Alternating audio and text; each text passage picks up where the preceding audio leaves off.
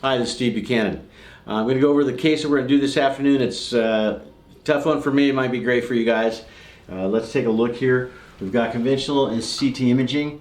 The conventional imaging, of course, has the overlaying of anatomy. That's one of the major artifacts of it. But what we can see here is quite a bit of curve, almost 90 degrees, maybe more than that, in the mesial buccal. The distal buccal is a little faint here. The palatal is hard to see. Let's go over here and look. We see very distinctly what's going on in the MB.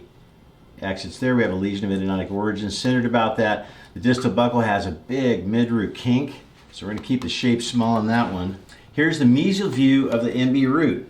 It's wide. We have at least two canals. I can see one there. I see another one somewhere in here. It's a little tricky because there's a lot of artifacting, but that's going to be very interesting. There are often little ladder run communications that we find. That could be one there, could be one there, hard to say. Here's the distal buccal from the mesial view. It looks a little weird here. Sometimes there's reconstruction error in terms of foreshortening, but nevertheless, it's pretty straight in this dimension, which is good because it's really curvy in the other dimension. Here's the palatal root, long root. We're going to go back in, and before we head into the optray, use the CBCT machine and the volume to measure lengths because they're extremely accurate. If we look at the cross-sectional information, we can see as we cut down through from coronal to apical, this is the pulp chamber floor. We have an MB2 and MB1 orifice. This is the distal buccal palatal. They separate off here. They're separate roots, DB, palatal, MB, and MB2, quite a distance apart, and probably some communication here. I can see it right here. As we get down to the end of the root canal, it looks more like we have one primary terminus, like right here, and maybe something off to the side, which could be this little guy here. We go down finally at the very end. The canal is exiting off to the distal side, I believe. So, interesting case. Let's go back and look at it. Not a big pulp chamber. There's a crown of this tooth. We're going to be using gentle wave, so I've got to have a 2.5 millimeter opening. I will drop in here with a smaller burr, find the pulp chamber, and then use a football diamond that's 2.5 millimeters in diameter to size that. For gentle wave, we can see here, notice how the MB canal, this is probably MB1 or 2, how the canal comes into the pulp chamber almost at 90 degrees to the long axis of the tooth. That's why it's so hard to get into those. That's why we need to have a bent DG16 Explorer. I always have two. I have a bent and an unbent version of it. Okay, folks, I hope to see you this afternoon. On with this continuing example of live demonstration cases. And one of these times I'm going to do a little riff on the live demo, what it means, what we're trying to accomplish here, what are the strengths and what are the weaknesses of it, and we also want to make sure that we report back in on cases that were done before to show follow-up recalls. If it's a case that didn't get completed, we'll go ahead and record the next appointment and put that together with the first live part when we put it in the library for GE Labs. Anyway. See you at the Apex. Hi, this is Steve Buchanan. I'm going to go over the case that we're going to do this afternoon. It's a tough one for me. It might be great for you guys. Let's take a look here. We've got conventional and CT imaging. The conventional imaging, of course, has the overlaying of anatomy. That's one of the major artifacts of it. But what we can see here is quite a bit of curve, almost 90 degrees, maybe more than that, in the mesial buccal. The distal buccal is a little faint here. The palatal is hard to see. Let's go over here and look. We see very distinctly what's going on in the MB.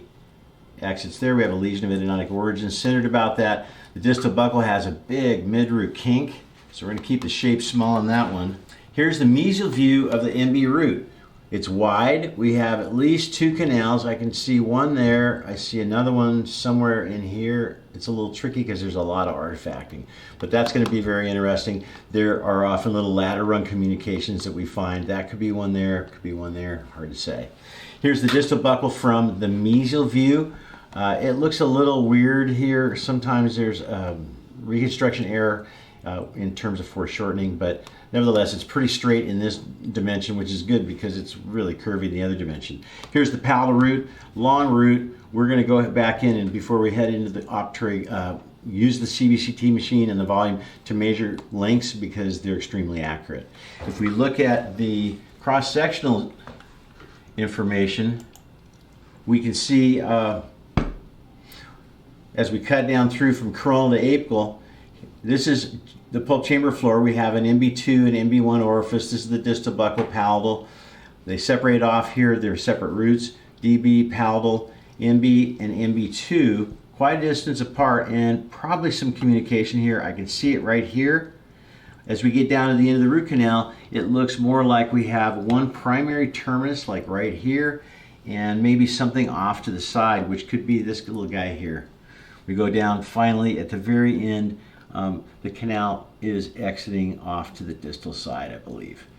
So, interesting case. Let's go back and look at it. Not a big pulp chamber. There's a crown of this tooth. We're going to be using gentle wave, so I've got to have a 2.5 millimeter opening. I will drop in here with a smaller burr, find the pulp chamber, and then use a football diamond that's 2.5 millimeters in diameter to size that for gentle wave. We can see here, notice how the MB canal, this is probably MB1 or 2, how the canal comes into the pulp chamber almost at 90 degrees to the long axis of the tooth. That's why it's so hard to get into those. That's why we need to have a bent DG16 Explorer. I always have two. I have a bent and an unbent version of it. Okay, folks, I hope to see you this afternoon. On with this continuing example of live demonstration cases. And one of these times I'm going to do a little riff on the live demo, what it means, how we're trying to, what we're trying to accomplish here, what are the strengths and what are the weaknesses of it. And we also want to make sure that we report back in on cases that were done before to show follow-up, recalls. If it's a case that didn't get completed, we'll go ahead and record the next appointment and put that together with the first live part when we put it in the library for GE Labs. Anyway, see you at the Apex. Hi, this is Steve Buchanan. I'm going to go over the case that we're going to do this afternoon. It's a tough one for me. It might be great for you guys. Let's take a look here. We've got conventional and CT imaging. The conventional imaging, of course, has the overlaying of anatomy. That's one of the major artifacts of it. But what we can see here is quite a bit of curve, almost 90 degrees, maybe more than that, in the mesial buccal. The distal buccal is a little faint here. The palatal is hard to see. Let's go over here and look. We see very distinctly what's going on in the MB. Exits there. We have a lesion of idiotic origin centered about that. The distal buccal has a big mid-root kink, so we're going to keep the shape small on that one. Here's the mesial view of the MB root. It's wide. We have at least two canals. I can see one there. I see another one somewhere in here. It's a little tricky because there's a lot of artifacting, but that's going to be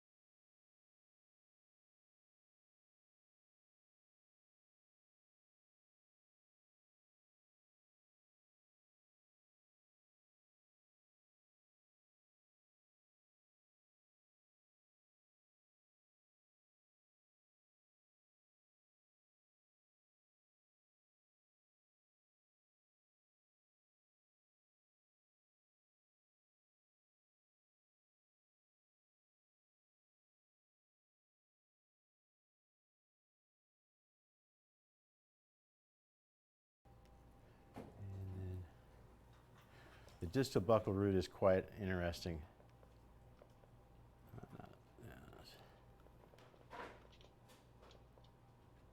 Here's a little bit better view. The palatal root is super long. There's a lesion by it.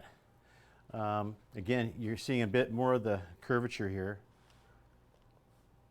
Distal buckle, it's a little faint. It comes this way and then back that way. There we go. And it has quite a curve right at the end of it. So this is a good curved canal case to try those traverse files out in, huh? Okay. That's the best view of all. There's a little curve right at the end of the palatal root. It goes to the mesial buckle. Let's go to the chart.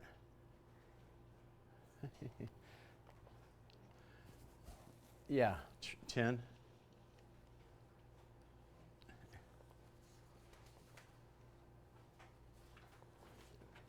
Yeah, great, thanks.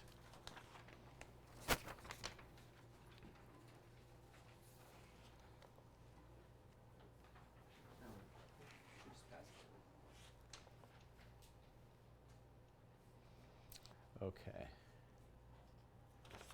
If you look at the sheet of paper we show in the middle, well, first off, you can see the difference between the CT and the conventional image, right? Look, you can hardly see the distal buccal root, but in the CT image, which is the next one over, it's clear as a bell. Also, we don't have the artifact of overlying anatomy. We don't have the palatal root superimposed, so we can look at the palatal root separately, which we are here. That's a mesial view. Here's a mesial view of the distal buccal root. It's really long, and here's a mesial view of the mesial buccal root. It's got two canals. So as soon as you find a canal that's off center, that means there's another canal there, or a fin, or a loop. Now below you can see the axial views. We see on the left, pulp chamber floor. When you look down in the lower right here, you'll see that I measured that dimension. So I know it's, when I find the MB1, I'm 3.3 millimeters away from the MB2. It's all these dimensions are helpful. The palatal root, you can see down in the bottom there, is 25 and change long. The 24 or 25, we're not sure. It's hard to see the reference points in the CT. And then the lower left view, the palatal, I'm sorry, the MB is 20 1/4. The distal buccal is 24 millimeters long. So we're going to use dynamic guidance. Not that this would necessarily be a case that I needed in. I do see a pulp chamber. My first trick here is to measure the distance from the cusp tip to the pulp chamber floor, and then I'm going to put a Sharpie mark on my tapered diamond burr, so that I know when that mark gets to the reference point, that's it. I'm not going 1/2 millimeter deeper. All right. So if you think about it, when I'm cutting an axis, I've got to manage the X, Y, and the Z. I just took 33 1/3% of my calculation requirements out of the picture. So I just have to do X and Y. All these little things really help because what we're doing is inordinately difficult. All right. Okay. Oh, sorry. So I wanted to do a demonstration of XNav dynamic guidance. Since I'm going to do a gentle wave cleaning, I only want a single opening in the middle. It's going to be about 2.5, 2 3/4 of a millimeter in diameter. This is going to help us just cut the first hole exactly dead in the center where it needs to be. Again, I probably wouldn't need it, but yeah. That.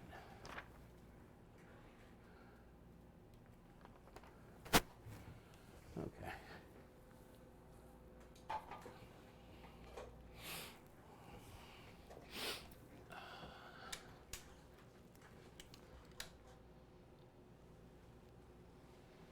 Oh, we're going to have a nice view of this, I think.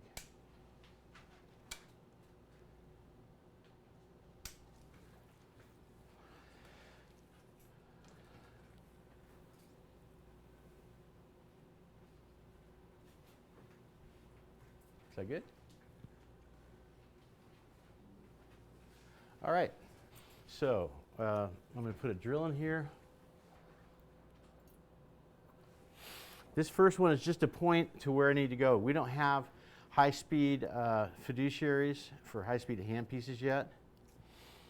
So what we have here is this is the scanning fiduciary for the handpiece. So we've registered this underneath this scanning, 3D scanning fixture. And there's another one here. And so when it's watching the handpiece and it's watching his jaw, it's going to tell me on the other screen exactly what is happening. So to start this, I've put the drill in. I'm going to put it under here and help the computer measure the drill length. I'm going to do what we call validation. I'm going to put it on an adjacent cusp. Are you guys able to see the XNav? Okay, awesome. Here we go. So look in the middle pane where there's an orange, it looks like an orange pointer with blue in the middle of it. That's my drill. And I'm going to run it up and over. We need to turn, yeah. It'll start blinking when it doesn't think it's got enough data. So I'm going to run it down this buccal surface and see if it trails right along there, and it does. Here we are in the central fossa. Sure enough, here's the palatal cusp tip, and we're right on that. So I'm giving this the A-OK. I'm going to just locate, turn back just a little bit. Great, right there. Open real wide. Okay, so you can see the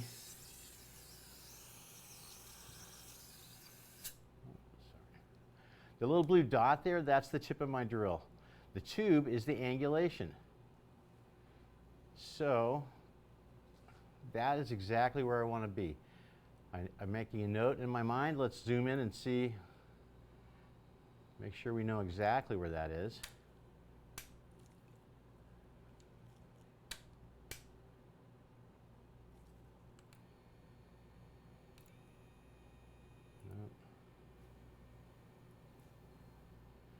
Okay, it's the exact central fossa in this case, distalized a bit. So we'll bring in a high speed.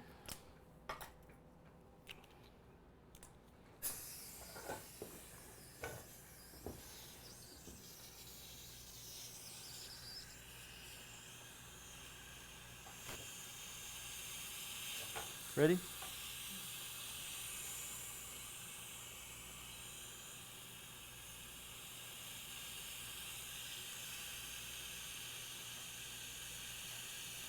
Right there.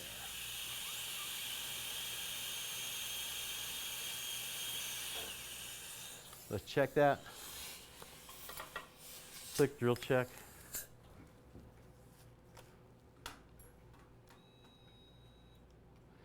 Open for me. Thank you.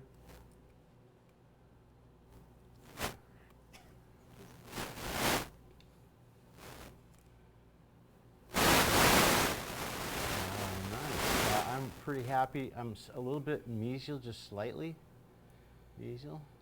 Let's get this focused a little bit better if we can.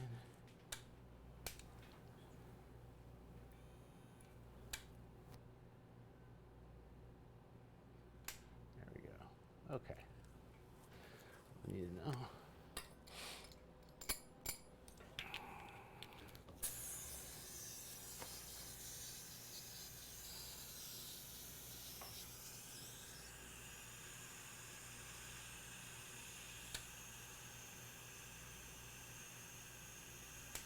Okay, let's switch back to the camera, guys.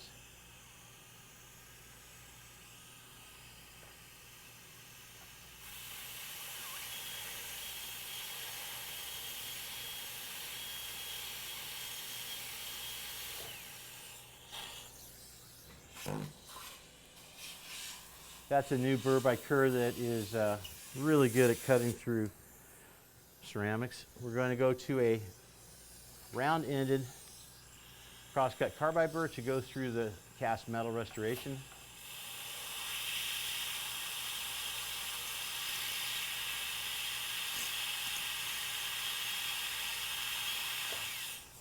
Okay. Now that we've got those impediments out of the way, and soon they will have a fiduciary for high-speed handpiece, but in the meantime,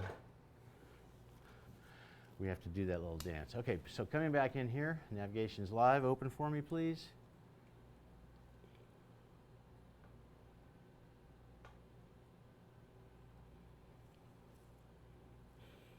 Turn this way a little bit. Thank you. It's getting a little blinky. Okay, awesome. There we go.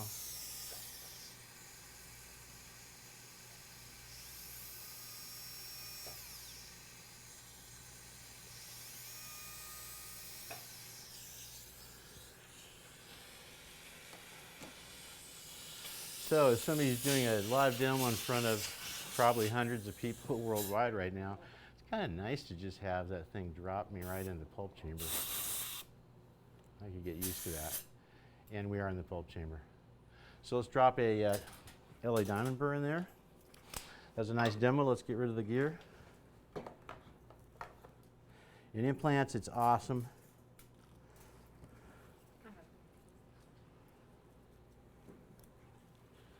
I'll put this stuff over here.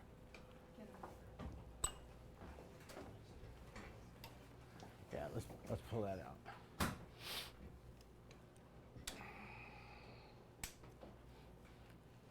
Turn this way a little bit. Perfect, thank you.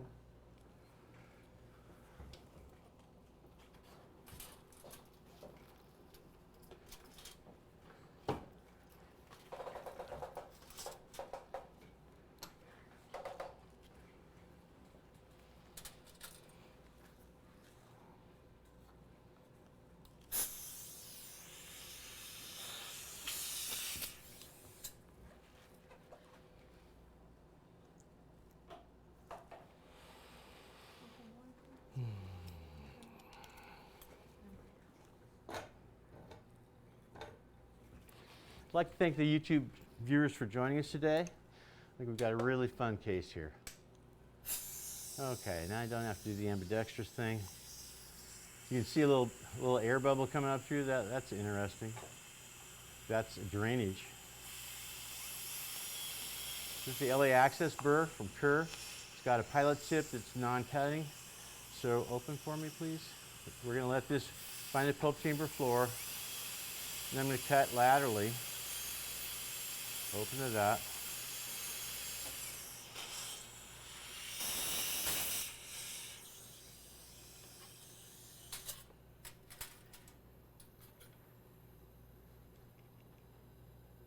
Okay, we have that pulp chamber floor color.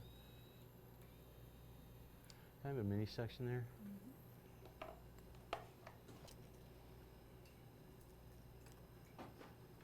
Paddles over here. Let's put the DD16B, the bent explorer, see if I can get it hooked in the paddle. Probably have to do that from the reverse side.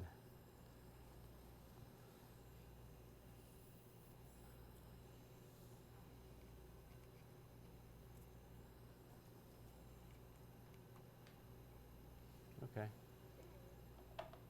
So here's my bent DD16, and am I in the paddle orifice? I am. Let's see what happens to the Mesial buckle.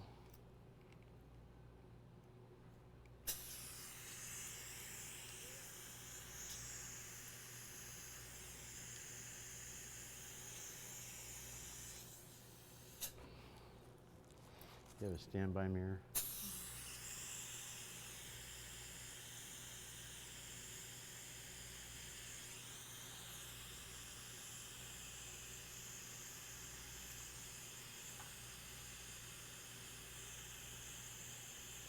Okay, you might as well get this sized up. I'm going to go ahead and put the football in here. This is the size that guarantees I'm going to have the right access proportion. Let me just see.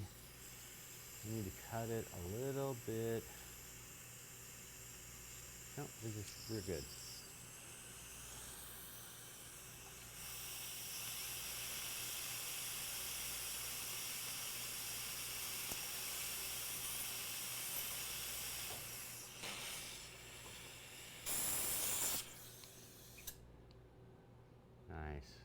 Okay. I'm going to put a buck 2 in here. It's the in-cutting ultrasonic tip from Obscura Spartan I designed for them. It's going to allow me to go. Let me get a good view here. There we go. Nice. This is going to allow me to drop through here and just take a little bit of the sidewall action off, and it's flat-ended, so it's not going to penetrate beyond the pulp chamber floor. Box, please.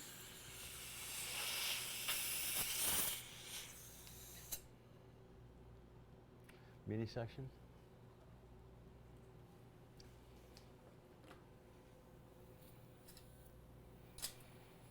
Okay, let's see what we can find with a straight, unbent Explorer. That is probably a ding mark from the tip. Could be a canal, I don't think so. No tug back here, no distal buckle that I'm in.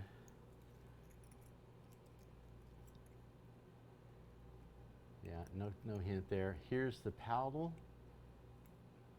Not there either. So let's try this bent one and see if it's any different. Here's the distal buckle.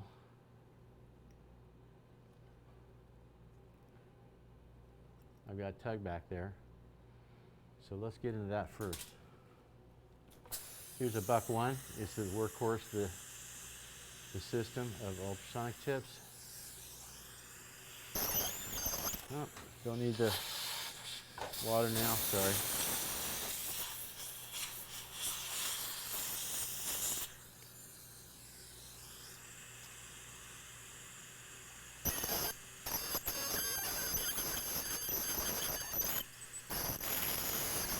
Yeah, we know from the work done by John Codemy and David Clark that really the most important part in terms of structural integrity of the tooth is the pericervical dentin. It's the apical half of the crown and the coronal half of the root structure. The rest of it you don't need. We cut the tops of crowns off all day, and the crowns that we put back on there recreate that quite nicely. You can do an apical and cut the apical half of all the roots off. Your patient's teeth will function exactly the same. So we don't want to overcut this part of it for that reason, because it's so important to us. Coming up here, I'm going to smooth this out a little bit of the mesial wall. The advantage again of ultrasonics, just like the Spartan Obscura, is that I can see around the activating device much easier than I can when I have a handpiece head in the way. Here's the view we'd have of the handpiece, just to be a little pedantic about it, sorry. This is what you see when we're trying to get deeper in a root. So, need a different option.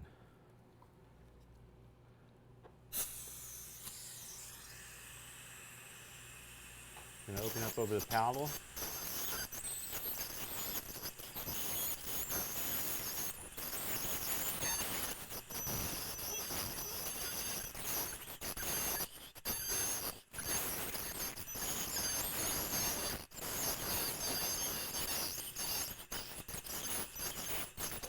Wash, please.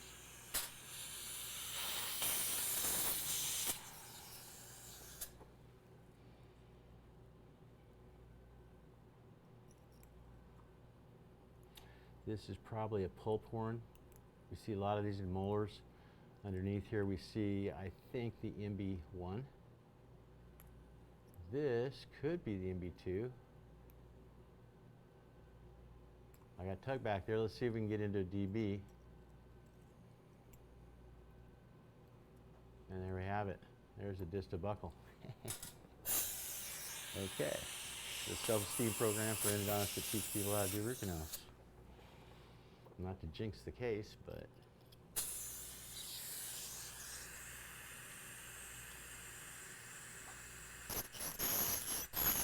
let's go back to the 2. I think I need to flatten this pulp chamber floor a little bit more.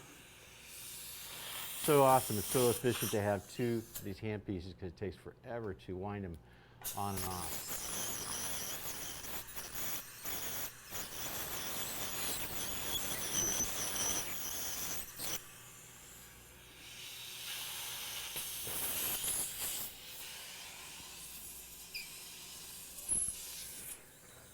I'm going to take a lap now that we've gotten most of the opening done. I'm going to take a little lap around with the LA diamond. I'm going to turn it down to a quarter RPM. This is why I said earlier in the day, you guys really need to covet electric high-speed handpiece. Okay, it's going to change your experience in doing preps of all types. So I can take this burr, which is really aggressive at full high-speed RPM, and change it into like a really nice little finishing drill. Nice.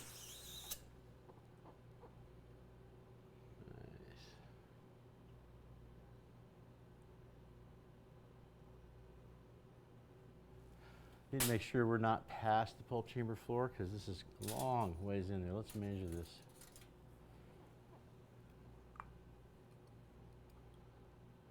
3, 6, 9 millimeters. Okay. Average crown height is 9 to 11 millimeters, so we're within that realm of expectation. Again, let me get the Ben Explorer in.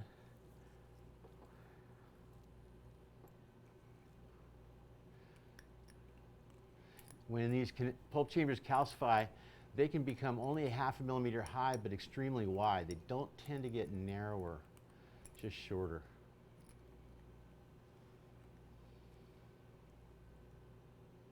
That would be the MB1, I'm pretty sure.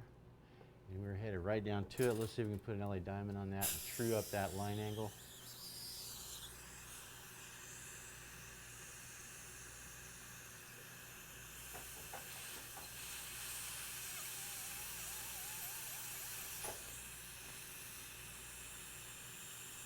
Yep, watch please. This thing is too big for lower interiors. We need a smaller one, but I don't know why they don't want to make one, they just don't.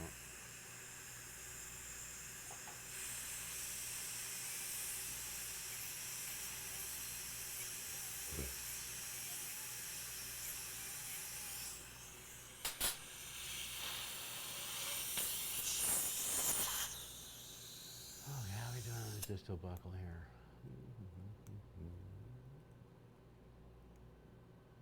Oh man, that is wicked.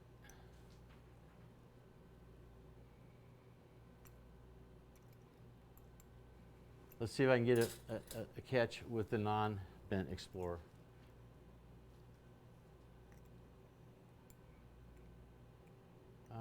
Maybe a little bit right here, but hardly can tell.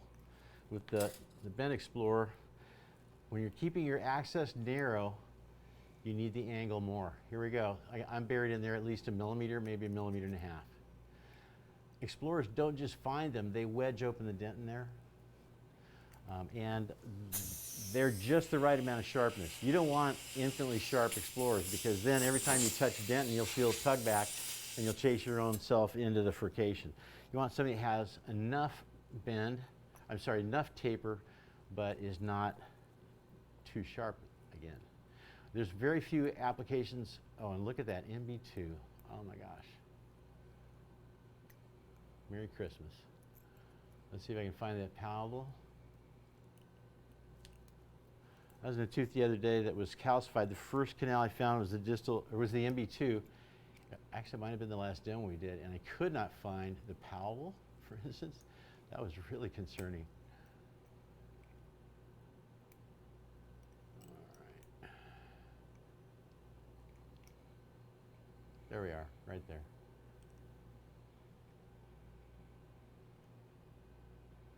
All right. Yep, question? It's going to be more, it's going to last longer if we do, but when I'm doing finishing things like this, visibility becomes a little bit more important. Open just a little bit for me, please.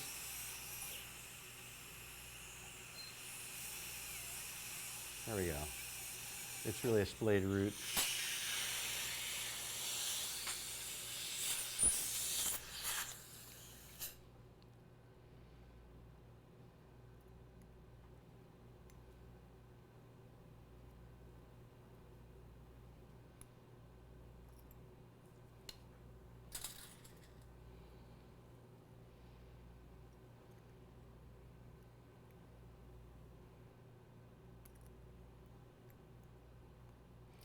you have the orifice widener?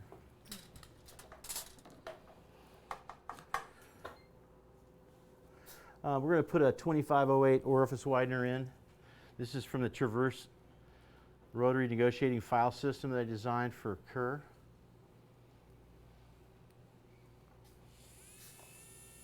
I like to use these at higher RPMs because basically it's just a replacement for a gauge Glydenburg, right?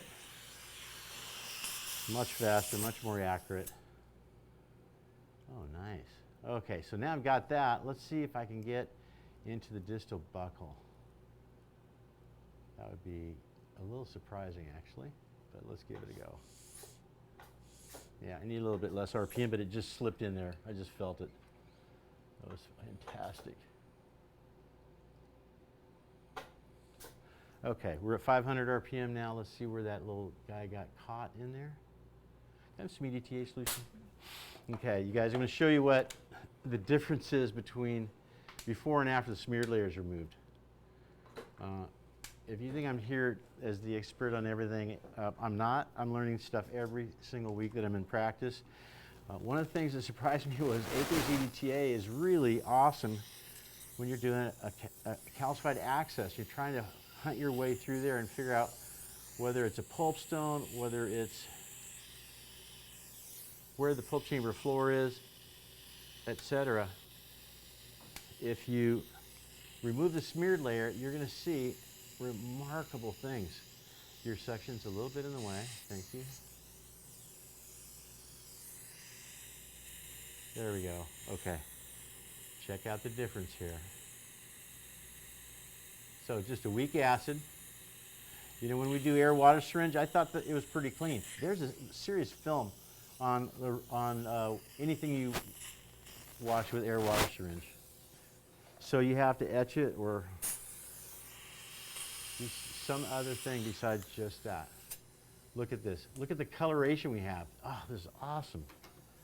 You guys are so lucky.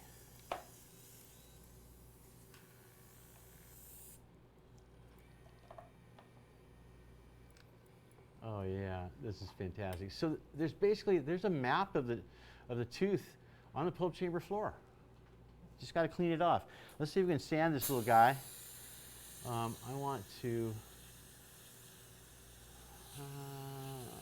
That's not really what I need to do.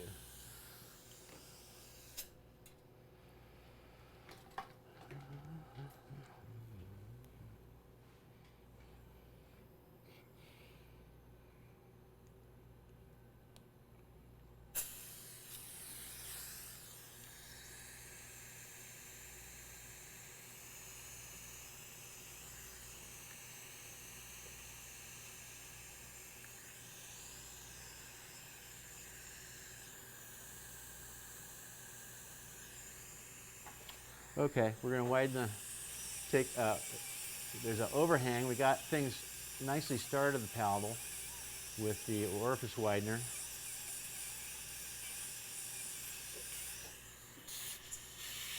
I might need to turn the RPM up on this. Let's see if I'm getting the job. Oh, you know what? Nice. I hate putting it in there, just trying to tune things up and find out that everything got worse. MB1, MB2.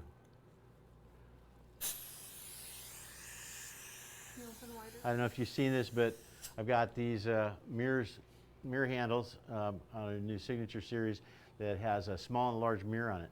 If you're using microscopes, it's really handy because you'll want the largest mirror you can use, but periodically you'll find out you can't fit it in a space and see around it.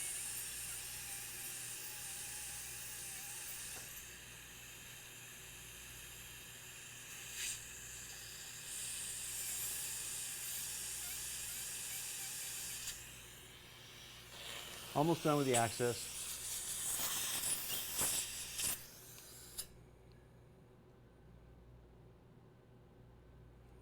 Okay, I'm going to tune the buckle wall.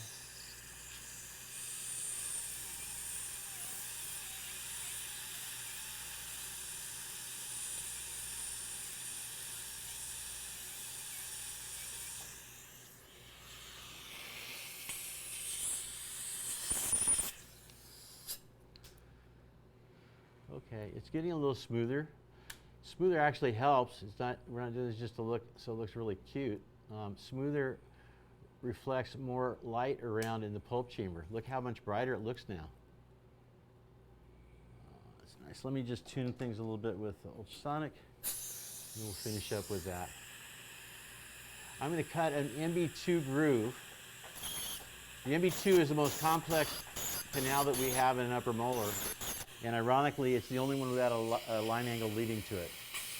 So if we want to fill the access cavity with a lubricant, it's going to be, and we have to put a little bend on a 15 file to get around a coronal impediment, we're going to have a hard time getting into that orifice unless we have a little guide. So that's what I'm creating right here.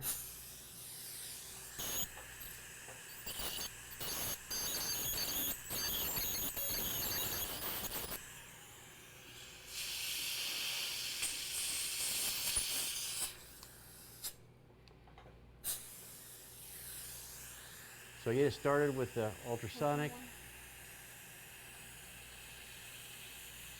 and then I'm going to carry that to the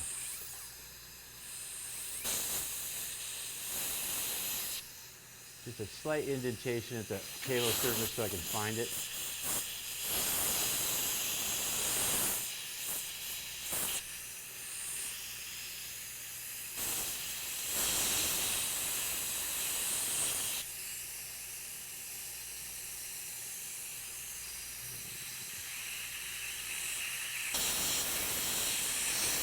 Okay, that should do it.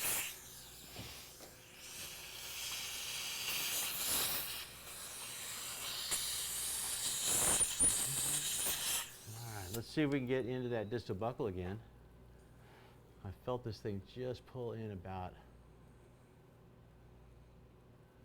a millimeter, millimeter and a half. Can you center that, please?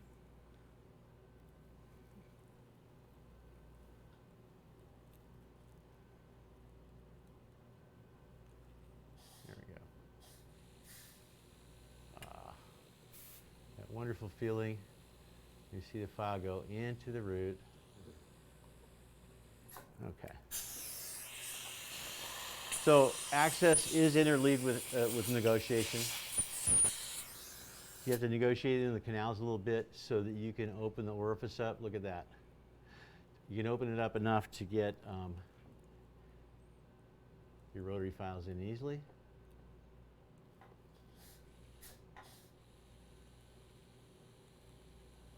This has a maximum fluid diameter limitation of 1 millimeter, so we can create these nice orifice flares without overcutting everything. That's nice. Let's see if we can get in the MB2. MB2s often have a little curve, right? Oh, sweet. I think we got in there a little bit. Yeah, great. I'm gonna get carried away. Okay, let's do the access test. Are we ready to start doing some instrumentation here? Here's my Explorer in the palatal line angle. Drops perfectly in. Check. Distal buckle. It's a little scratchy, but there's no real impediments. I'm going to smooth that a little bit. Let's see what's going on with the MB1.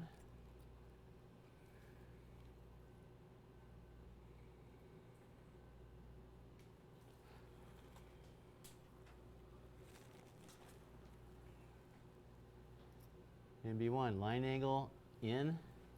MB2, MB2 groove, we're in. All right.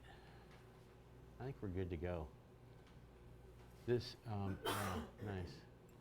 Can I have a little EDTA wash? Hmm? EDTA? Yeah, please.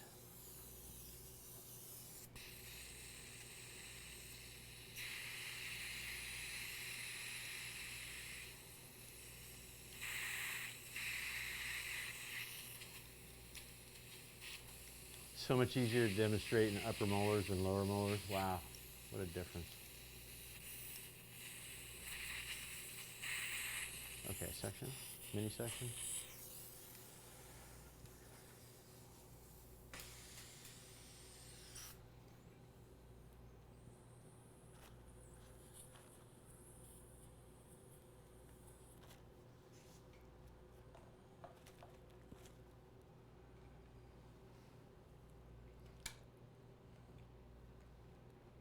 Sorry, I don't mean to give anybody vertigo.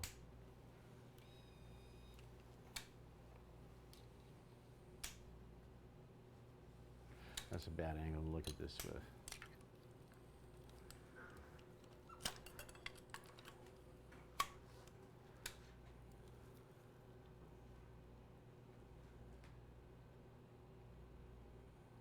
There we go.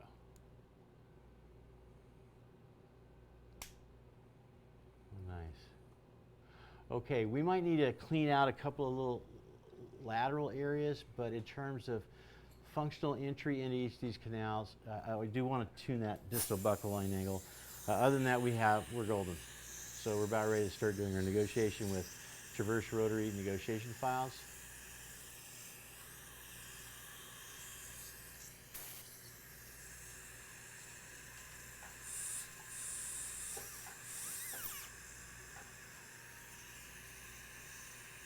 Okay, that's all I needed, just one little tap.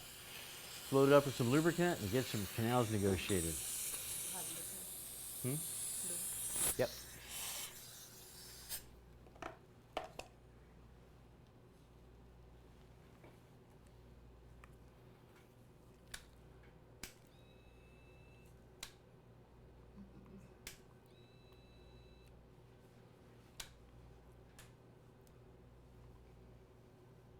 Okay. We've got apex locator. Here's the lead clip, the ground lead going under the rubber dam. Open for me, great. Let me turn this a little different. Try open. Bite into that. Right there, just relaxed. Is that okay? I think that's going to give us the room we need. Okay, I've got my wonderful little Marita handpiece. It's on my first program, which is for small files. This is a 1306 traverse file. The first instrument in endodontics to be designed specifically for rotary negotiation without preceding files. Let's try the distal buckle. You just saw one of my favorite parts about this file. This little guy, look, it stops when you're out of the tooth so that you easily clean the debris off. And then let's have you turn to the right for me. Thank you.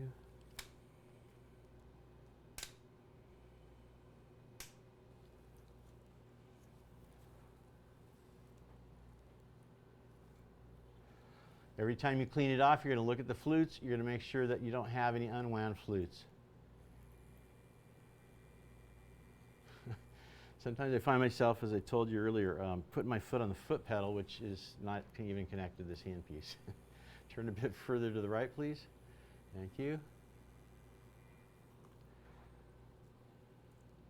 Making really nice progress here.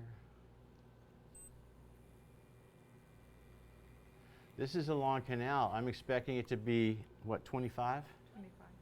Okay, we're going to actually take the stop off. I've got marks on the shank of this instrument.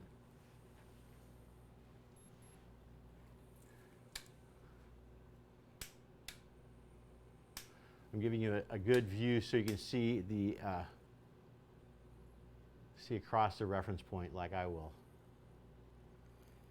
Here we go. Turn on.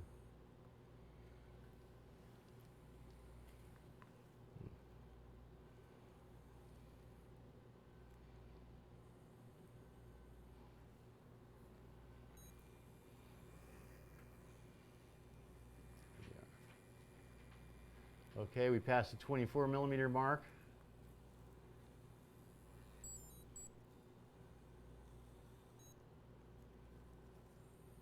Let's see if we have lube in there.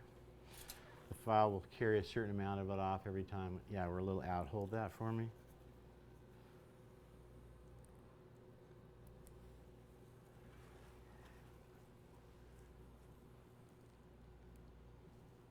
Again, looking at the flutes.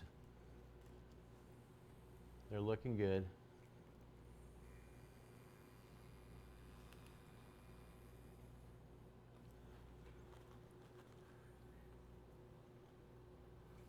Okay. All right, we're way far in there. Let's get a better view over here.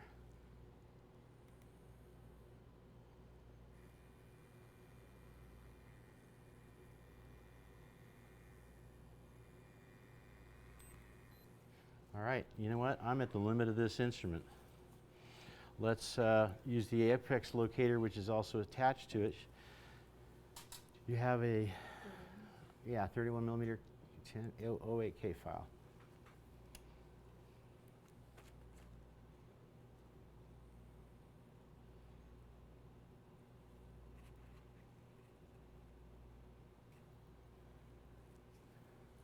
Here's that lead I told you is so much better than the little clippy thing. It's really, apex locators have never been more fun to use now that we have ceramic crowns. We don't even have metal in the way. Okay, so this says I am long. That'll give me squirrely readings. I'm going to back it up until I get to the 0.5 millimeter mark. It says that's where my length is. Let's shorten this.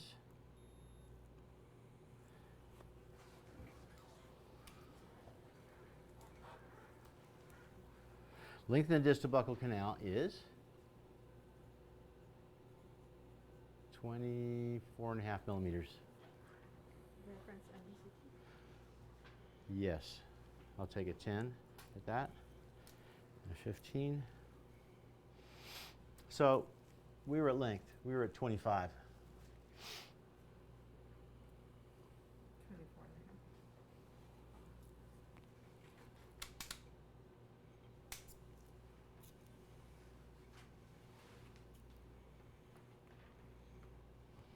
There's a little irregularity there. No surprise. We could see that on the pre-op.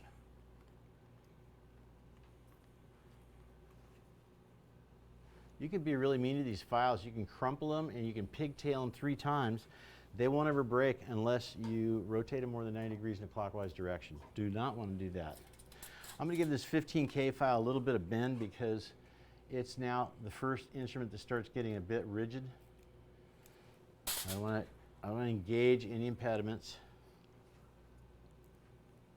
Oh, make sure you set the little notch or point on the stop so that you know exactly where your bend is. Turn to the right a little bit. There you go, perfect. All right, let's put the apex locator on it. See if we can get the same agreement.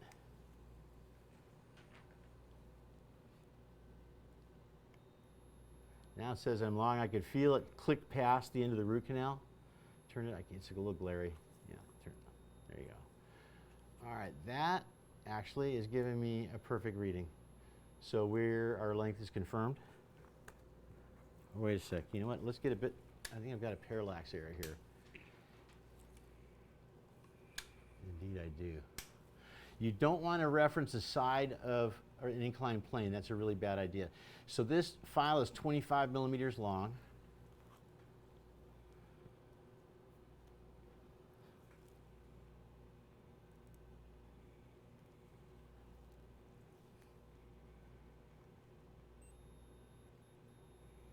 Okay, long, exact. So I'm a 0.5 millimeter. I'm at 24.5. That is the length here. Let's go ahead and gauge that. Can I have just take the stop off a 20K file? I'm just going to see what the shape in there is. I've already got an 06 taper. Part of the power of this rotary negotiation is I'm getting all kinds of things done at the same time. This guy here. Yes. I'm negotiating the canal. I'm removing the pulp. I'm getting an apex locator reading after the canal has been initially shaped. So my length isn't going to change as much afterwards. If I get a length with an 08, 10, and 15, and then cut a shape, I'm going to lose a 0.5 millimeter, even if I'm staying centered. Here's the 20. Oh, okay. Prayer works, actually. I was praying that I don't have to cut any more shape. I just put that 113.06 to length. My 20 binds at length. Let's see what happens to the 30. If it steps back 1.5 millimeters, we've got a perfect shape. Okay, so there you go. One file shaping, negotiation shaping, and everything for, I don't know, I think they're 11 bucks.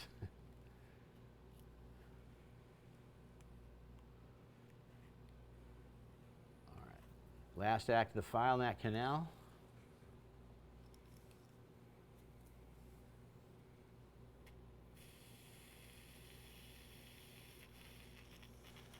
Let's do the paddle just for yucks. Oh, yeah, let's change out the solution for lube.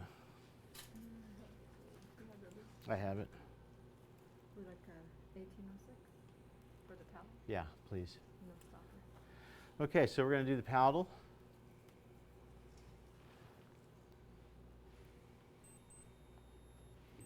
Again, every time that happens, the silly thing turns on by itself. It cracks me up. Okay, there's my length. Can you section around that so we can get a better look at this?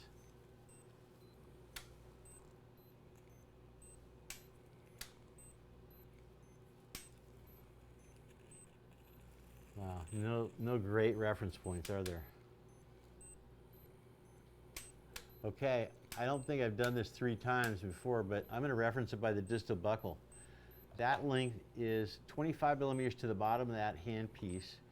We're about 25 and a half in the palatal, and that jives with what we saw in the CT, right? What do we get in the CT for the distal buckle? I got 24 and a half plus, and then in the palette, So you got, on the CT it was 24 and a half plus. What did I find? 24 and a half? 24 and a half. Plus or minus a quarter, close enough for government work. Okay. Now we know what the length is. Let's irrigate with the ETA. I'm just going to take each of these start to finish. I think it's a little bit easier for you to see than working a little bit in all the canals.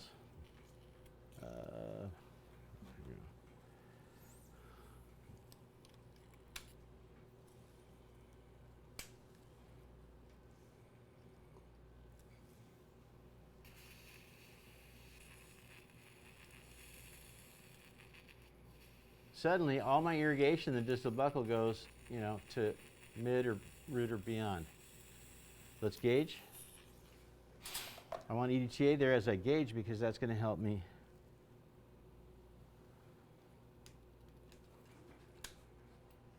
remove the smeared layer as it's created as I finish the prep. So we're at 25 and a half. The 30 is stopping at 25. No, we're in a half. Okay. Could I have a 3008, please? 38. Mm-hmm.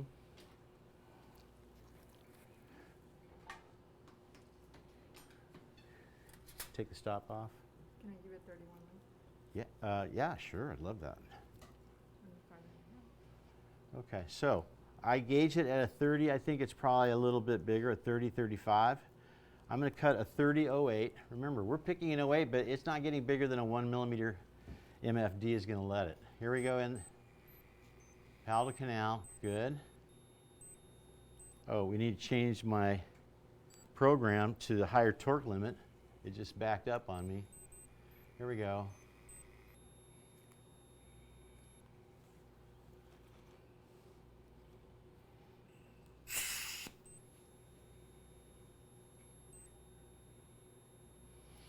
Yeah, something's going on.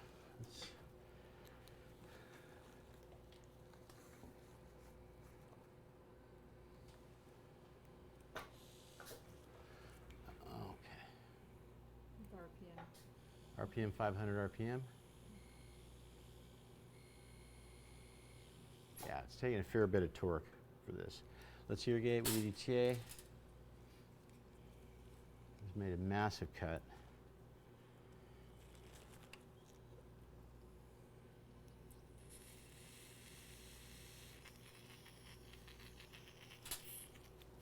Okay, we're almost halfway done with all the instrumentation.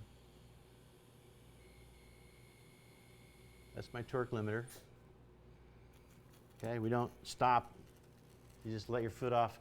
You don't let your foot off the foot pedal, you just release a little bit of pressure.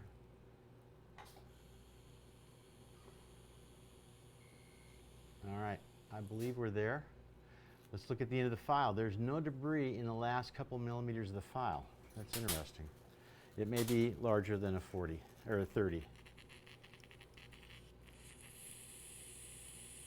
Okay. Gauging. Here's a 20.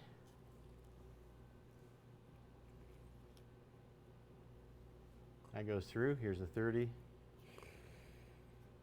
Doing okay, Joe? Mm-hmm. We're doing extremely well here without being arrogant about it. It's just all clicking in nicely. Look at that. Okay, so we have a 30.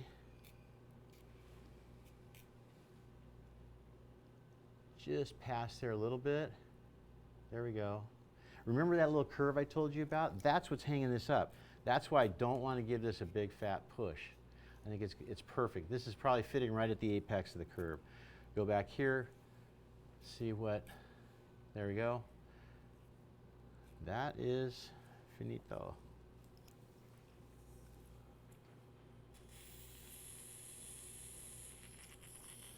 Okay, let's go into the MB1. Could I have a new traverse? I just had that thought. I've already been in, I really made it work hard in the distal buckle because it's like twice as long as most normal canals. And that's a tight canal that has an S curve to it. 1306. I've already done all the preparation in 2 of the canals and I've only used 2 files so far. So.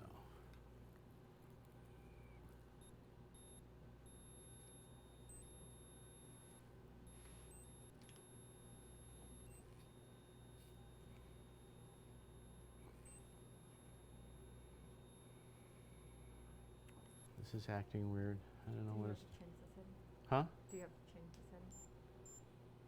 I didn't think so. Let's go to MB. Can you open wider, please? A little wider. Thank you. Thanks.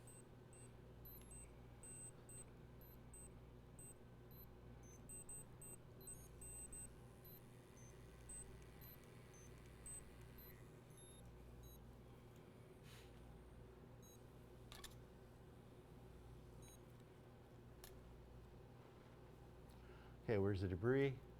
Not at the very tip. That's interesting. And open wider again, please. Let's put some lube in there.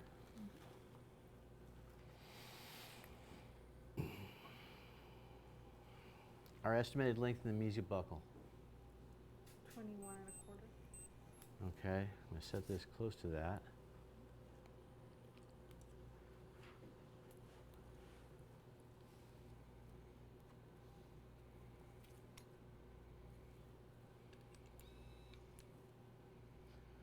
There's 20, 21 and change.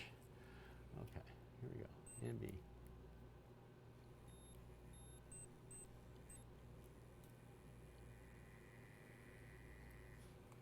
That was nice. Boots are good.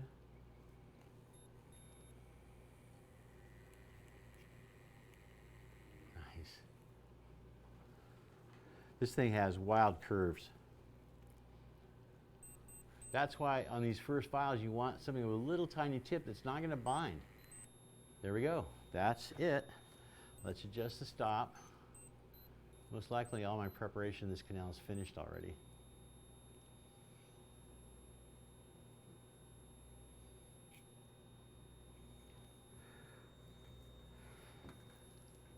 And you do need, you can have it come out, you can have it back up, but I don't like that because it's going to throw the debris that's in the flutes against the end of the root. Doesn't make any sense to me. Okay, so let's clean this off.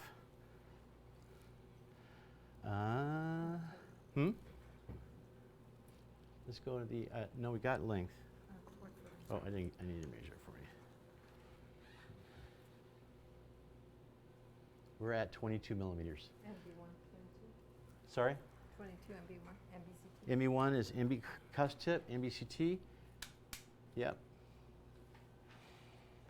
Let's just check that out. I want to see if we've got full shape in there. Suction.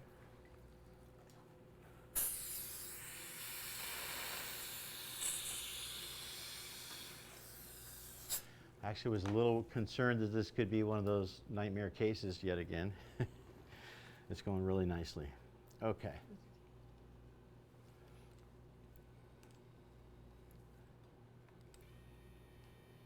So our CT measurement has so far been accurate within 1/4 to 1/2 millimeter. There's the distal buckle. There's the MB. Here's the EDTA solution.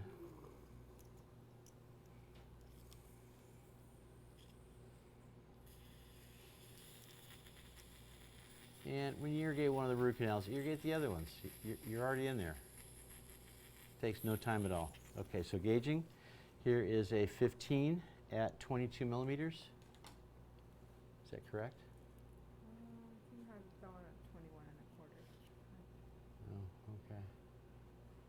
While it's Peyton, you have the 20 set It's up? there. Here's the 20K file.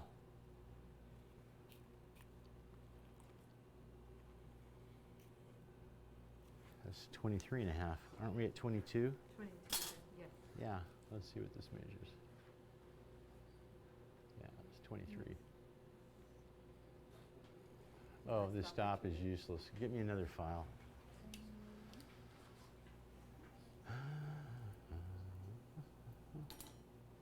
So that stop was like falling all over the file.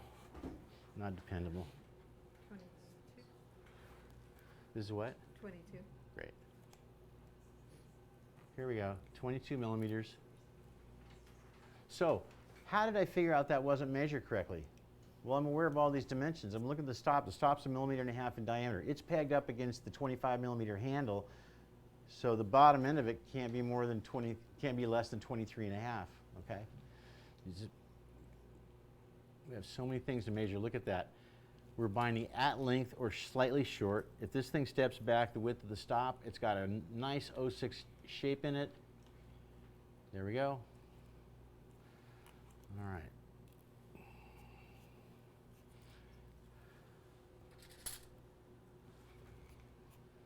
Last act with the file in this canal is this patency move. There we go.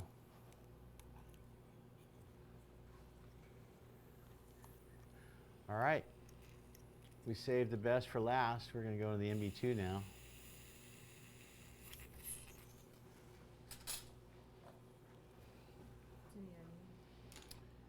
Let me just get started in here where I can see it and then open. There we go. Okay. We can put lube in there and find it. So my little MB2 groove is helping out.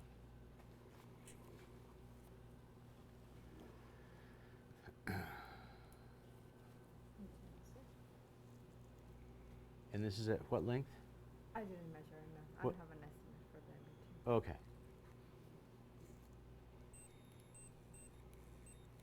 Open. Can you open wider, please? This is just the really the one that's tough to get to. There we go, MB2.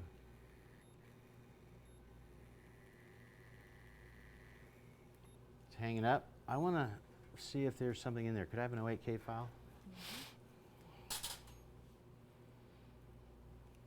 So we love the fact that this thing is doing all the work for us during negotiations instead of getting your elbow out here and doing that whole thing. But if you meet any resistance, lay off of it immediately. It may not be a big deal, but if you have any doubts, just slide an 08 file in. If it goes to and through the end of the root canal, you can use it again. If not, then you're going to identify a problem before you make it into something worse. Let's go ahead and get an apex locator reading. And here's the other thing. If I need to put a K file in, you saw it immediately went to length. So when I have the coronal 7/8 shaped, and I can't get the last 1.5 millimeters, it doesn't matter because this thing will drop, the 10 will drop, the 15 will usually, a little bit of watch winding, and you're there with that one as well. Okay, it says I'm short, which is not fair. I'm medium height. Here we go. It is tight there. I think this is the most curved canal in the route. And the 08 was a little bit uncomfortable going to length. Let's see what happens with the 10 here. Yeah.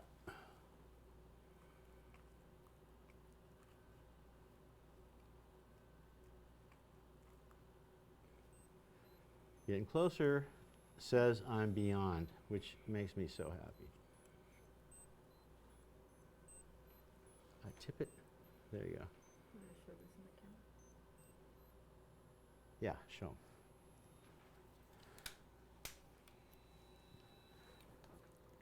Here's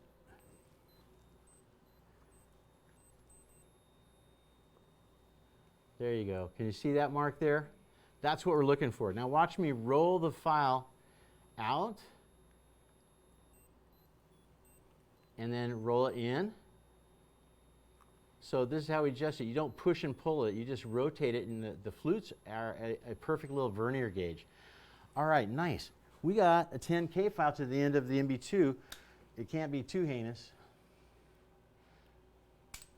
Let's get that length. Okay, so I'm going to reference everything except the MB1 to the palatal cuss tip. Distal buckle, when I put a file in the distal buckle, it's hanging out over the palatal cuss tip. We have a conical root. When I have a file in the MB2, it's facing the palatal root. This is the MB1, it's facing the MB. And the palatal root, it may be the reference point. In this case, we actually reference the palatal root way back here. Let's get the stopper set up here.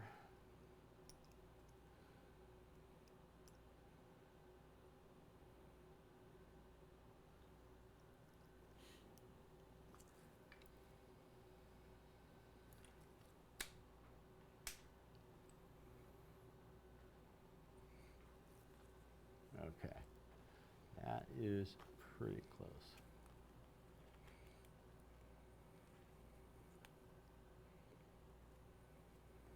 If you can avoid dinging the stop, and you can get a little push-pull filing in there, that'll make everything easier. Okay, our length here is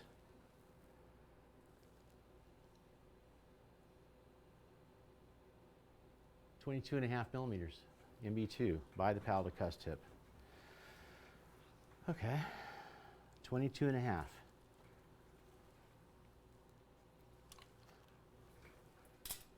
Remember these little marks, they're 18, 19, 20, and then 22. So we're right at 22.5 here. Like the purple color on that nickel titanium. Pardon? This is, I'm using a 1306. 1306 in MB1, MB2 DB, 1806 in the palatal. Open. Thank you.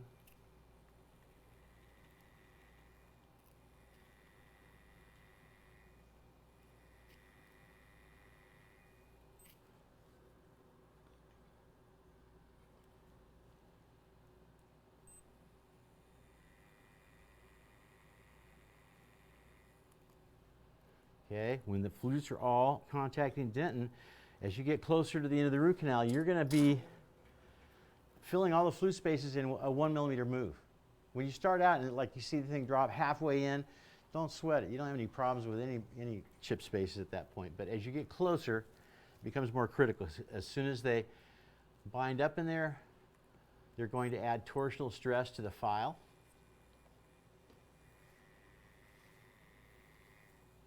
And once they fill, they shove the debris into the lateral accessory canals we're trying so hard to clean out.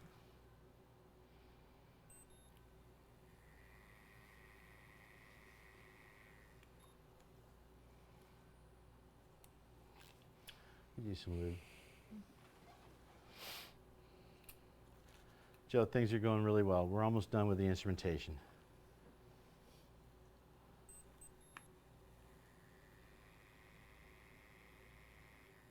Okay, I'm a millimeter from length. Remember how I told you I've disciplined myself just to actually stop? It would have cut further. I want to go that last millimeter. There we go. I don't even have to estimate. I don't have to look at this. I don't have to wonder if I'm a little short, a little long. I'm right there. All right, let's wash. So we're done with lubricant. We've been kind of doing one canal at a time, so you've seen an alternation of lubricant and EDTA.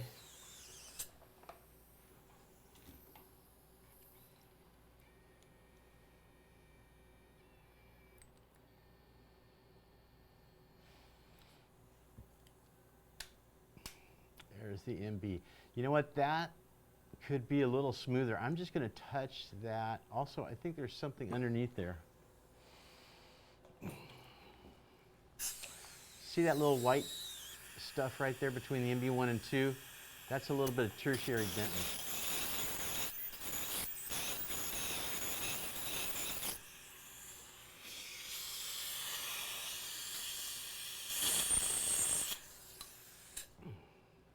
There we go.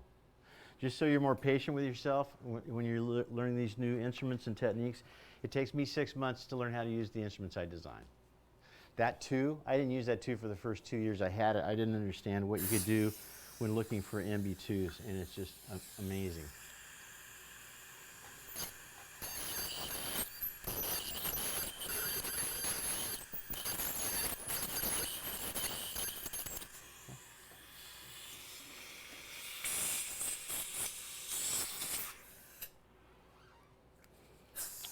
I turned it down, the RPM down. I'm going to put just a little bit of a countersink right at the orifice here. And it's impossible to get this view. Oh, there we go.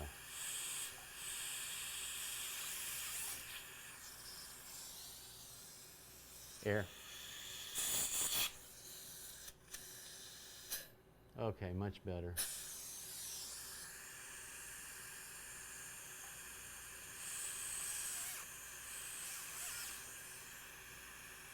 There.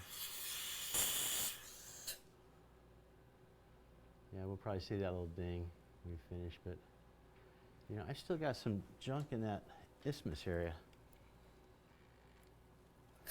And most likely it'll get cleaned out just with GeneWave, but if I open it up, I've got a better chance of this working. Now, not every case works with GeneWave. I had a C-shaped molar a month and a half ago that I probably should have done a little bit more instrumentation, got more tissue out of, because I've got a little 1 millimeter pulp stump somewhere in there that's making the tooth continue to be uncomfortable. Okay, here we go.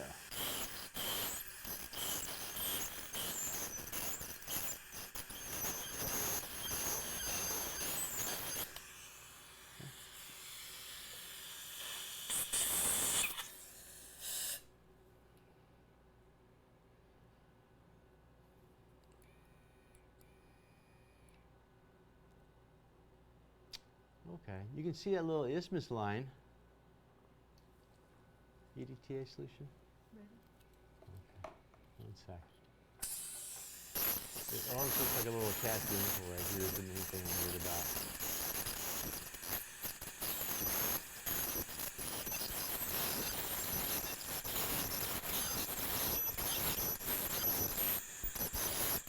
And we need to actually suction there. Last little tip.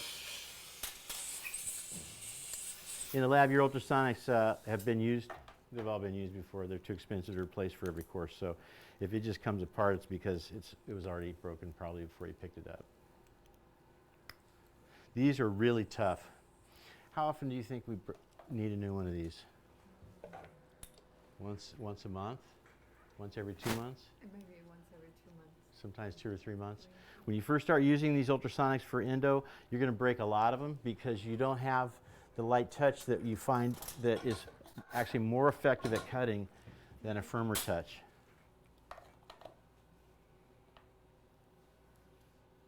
Yeah, we have a question?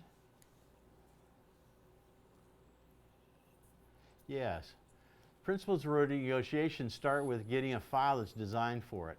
Principles of royalty negotiations say that if you have a chip space big enough to allow the pulp to be drawn into it instead of pushed forward, then you can get a rotary file to length without blocking yourself out. In fact, because the auger action of the flutes, it's going to pull it up and out of the canal.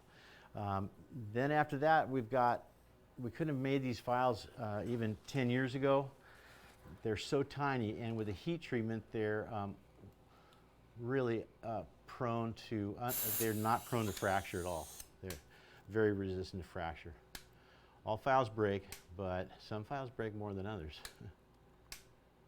All right, I want to true that little distal up. Remember, right now I'm getting ready to have my cones fit as soon as we get done with GeneWave.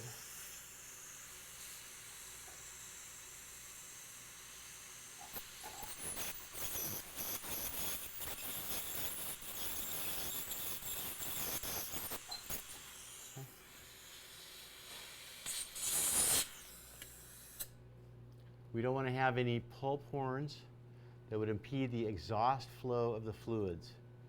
So looking for that, we are good. All right, let's build a stage.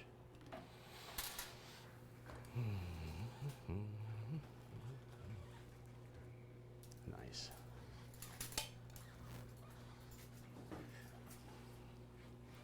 One of the most important things is we've got to have really clean surface so we can get bonding. We've got to maintain a vacuum over 8-9 minutes.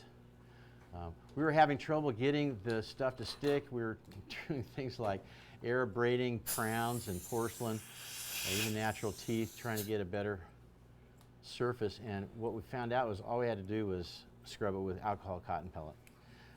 We didn't realize how much of a smear layer is left by the, yeah, these crowns look great, don't they? How much junk is left after you do air water stream? A lot.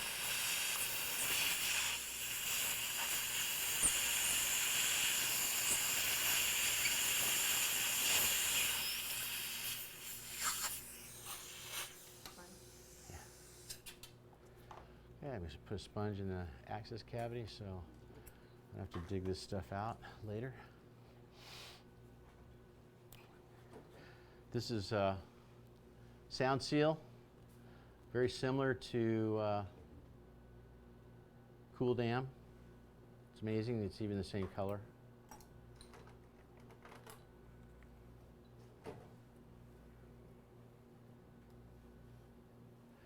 One of the reasons that we have a rubber dam with a slit dam is the more surface area I can cover with this, the easier I can get it to stay right where I want it.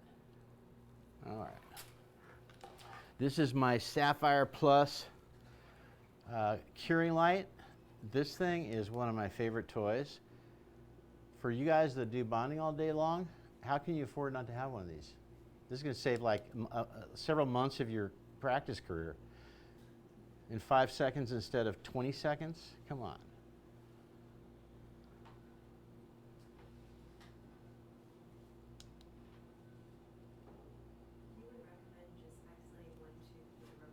You can do that, it works.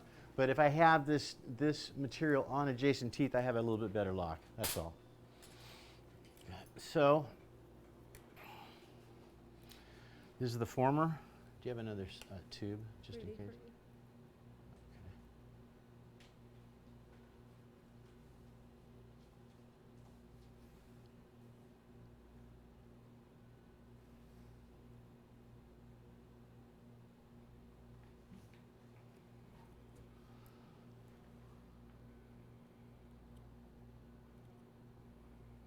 Okay, we need that.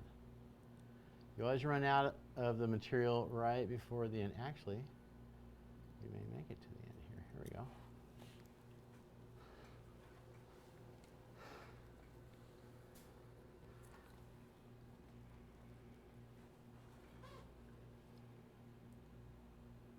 Don't push down too hard or you'll thin it out, and it wants to be a little thicker to be really stable.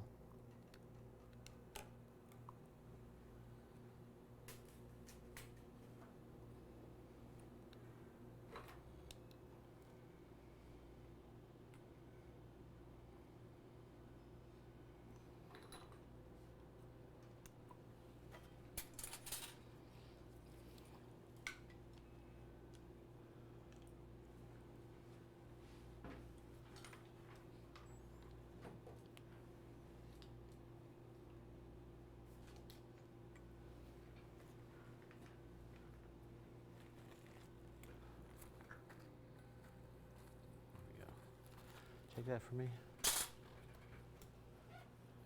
And here's the one you really want to do a lot. Make sure you get this part super stable.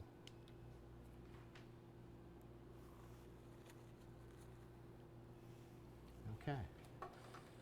I'll let you know when we'd be done otherwise with the normal curing light. It'll be a couple minutes. Okay, Mira, thank you.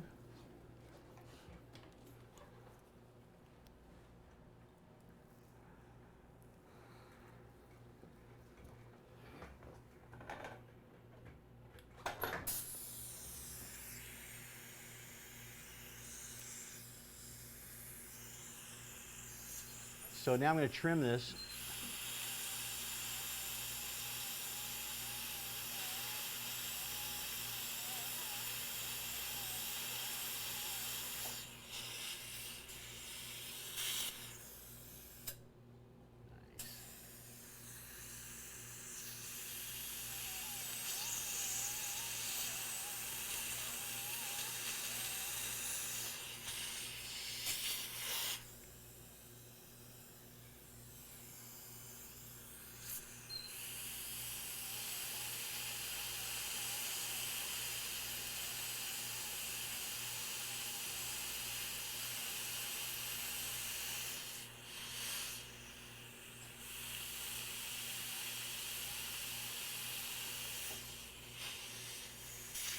So what we need this for is we've got to have a closed system so that when we generate the vacuum that it remains.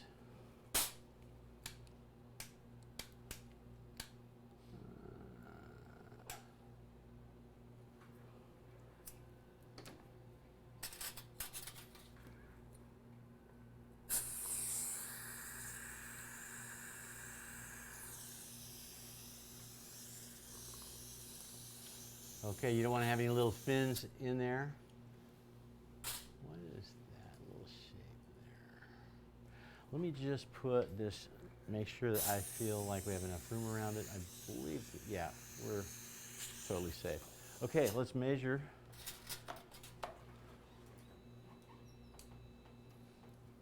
We're going to measure the distance from the pulp chamber floor to the platform. 3, 6, 9. Looks like about 11 millimeters there. We want this to be set up so that it's, yeah, no, I'm almost done.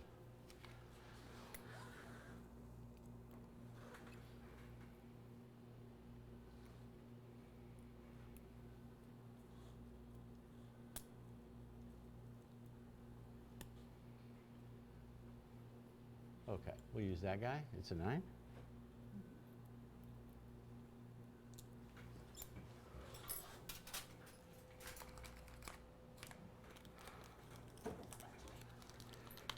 Can you put this on while I get a new glove?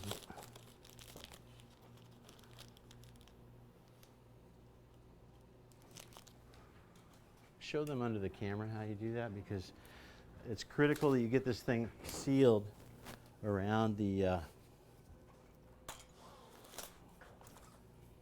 sealed at the, there's a little gasket there, and you got to make sure that it clicks into place or it doesn't work.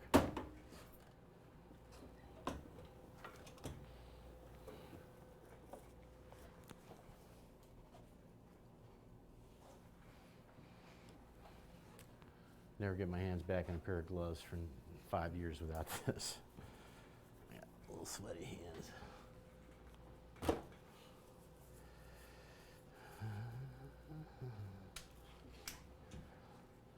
Okay, can I have a dry? It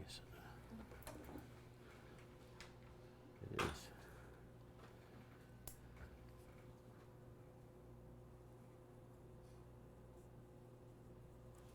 Better.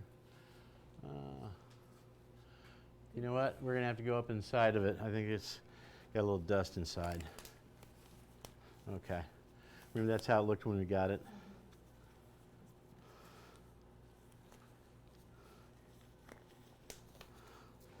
All right.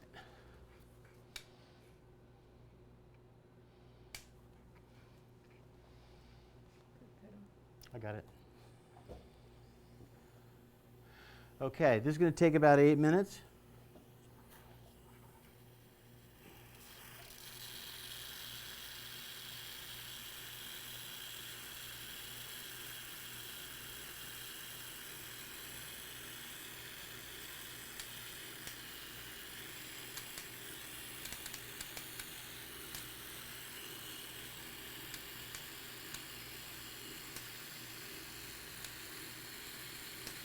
Okay, what am I looking for? I'm looking for clear solution. I don't want to see any air bubbles in there. Where could air bubbles come from? Well, I could have a crown that has recurrent decay I don't know about. I could have a root and sinus, and I'm a little too aggressive, and I get patent. No, it's out of focus now. There we go. Now focus yours. Oh, there could go. They're good.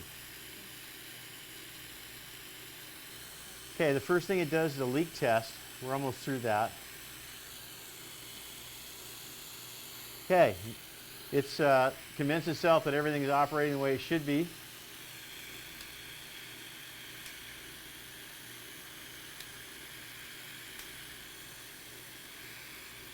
Sure, great. Okay, so here's what is going on inside there. We have the solutions coming out through the procedure instrument,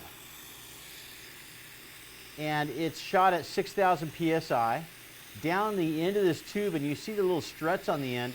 At the end of that tube is a curved incident plate that reflects the solutions back up into the waste, which is what we're seeing around the periphery here.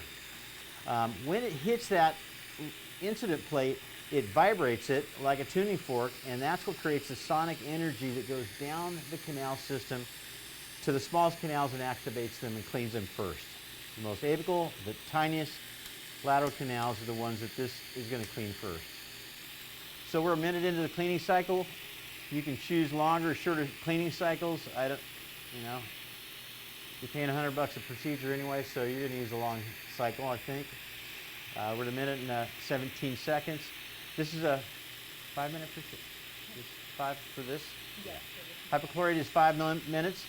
One of the other things they do is they degas the solution, which means there's less oxygen liberated in there, that's lessening the effects. So they actually operate with half concentration of hypochlorite. They're using 3% and getting the job done because of the activity of the sonics. And then in the EDTA, they use 7.5% instead of 17% like we do. Okay, we're at 1 minute and 50, almost 2 minutes. So if I had a 14-year-old and I was doing an upper premolar, I would broach the pulp, hook this up to it, and fill it. Or if it's a young tooth, I could do the same thing with negative pressure irrigation. 2 minutes and 14 seconds. We're almost halfway done with this part, the most important part.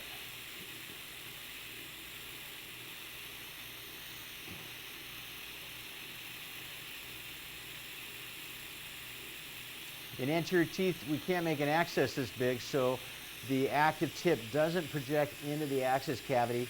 It's back inside the procedure instrument, and the sonic energy starts from there and heads down the canal. Okay, we're 2 minutes, 45 seconds. Any questions? Zach, any questions from the viewing audience?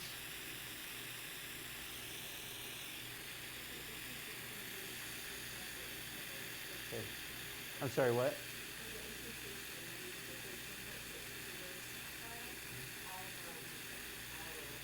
Yes.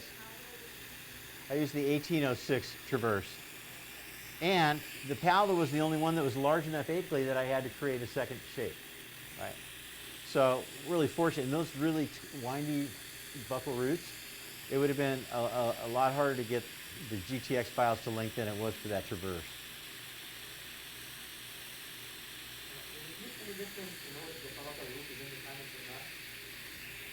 Does it matter if it's in the sinus or not? No, for this technique, it doesn't matter if it's in the sinus as long as you don't penetrate and create an airspace, a passageway, because it's a vacuum in there. It's not going out, it's sucking a vacuum, and if we have a leak, we see air bubbles come up. It doesn't mean we're in danger of our patient is in danger. It means that we're not getting the efficacy that we need. So what would I do in that case? I'd probably put some calcium hydroxide in there, send them home for a week, let it heal over, and then not get patent and go back and finish the gentle wave. One option. No. Nope. When I irrigate, my instruments move the solutions out of the canal. Nothing I'm doing is putting hypochlorite out the end of the root canal. We're at 4.5 minutes now. There's going to be a 30-second distal water rinse, and then we'll get into the EDTA cycle, which is 2 minutes long. 4 minutes, 41 seconds. Open apex case. Again, it's not an issue because there's no positive pressure. It's a negative pressure in there. So if anything, you're going to see when we finish this, oh, look at that, I just tipped it and got some air in there. Okay, we're good. See, so this is what happens when you get air in there. But with an open apex case, what it's going to do is it's going to be bleedy when you get done. When we take this off, we're going to see blood coming out of all the orifices, which when you first start using it, it's a little challenging because that usually means something very bad happened. In this case, all it means is it's like if you put a straw up there to the access cavity, you went like that for 10 minutes, it'd bleed afterwards. You're getting all the microvasculature to open up, which is not a bad thing because any endotoxins you have out there, they're being brought up into the tooth. We've, almost until I use this, if I was seeing a patient who was really had a hot tooth, I'd open it up, leave it open, knowing that they get comfortable. We've had a couple of those we had to use as live demo patients, and so, you know, everybody wants to see the thing sealed the same appointment. I think we got some in the back. Let's stop just a second. And so a couple of these, we just did one shots where we would have done an emergency visit, let it chill down, and done the whole thing later. Call them that night, not even a leave taken for pain meds. So a certain amount of the post-op sensitivity our patients have dealt with, yeah, it's looking really clean in there. See the MB1's bleeding? The MB2, yeah. Unless you're treating a cadaver. Okay. We're in the smeared layer. The last cycle here.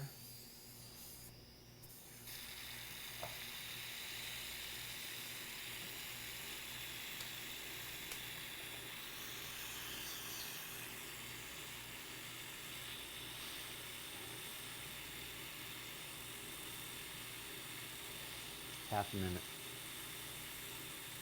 So the alternative is I'd be using, we would have cut those shapes, irrigated, activated with ultrasonics or sonics, let it soak, negative pressure irrigation, freshen the solutions. We'd all go back in the lab and do something for a half an hour while Maria kept cleaning the root canals. And then after that, we're good to go. So you can do 2 visits with calcium hydroxide. You can do 1 visit if you have an operatory free and an assistant that can take care of the patient. And that's really efficient. You can get, every time you do single visit treatment, you're gonna make another $150 because the cost of setting this thing up, breaking it down and setting it up again is a lot more than most people realize. 1 minute, 15 seconds.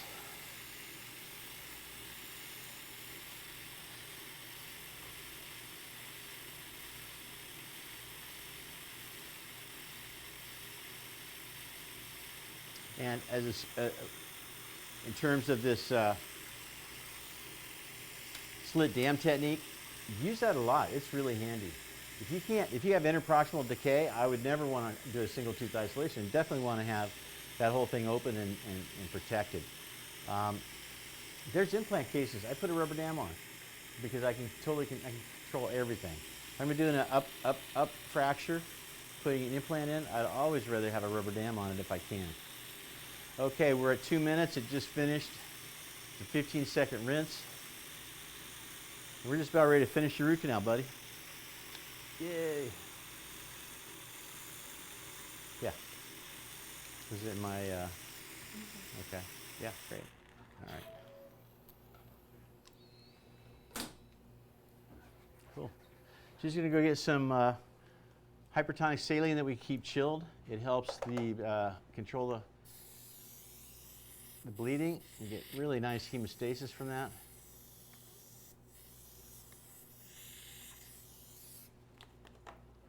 This is like when they take the rubber mask off, right? You find out what's really in there.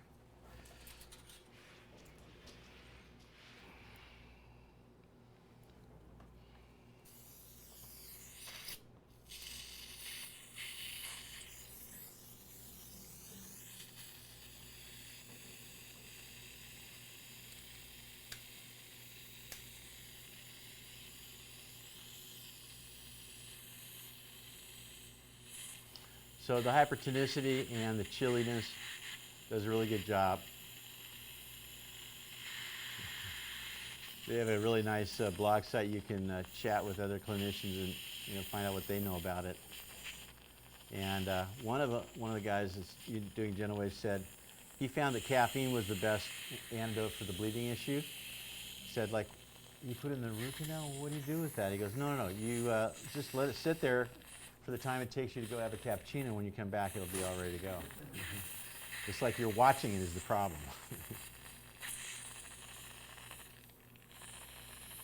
All right, that looks like we're doing pretty well. Let's go ahead and fit cones.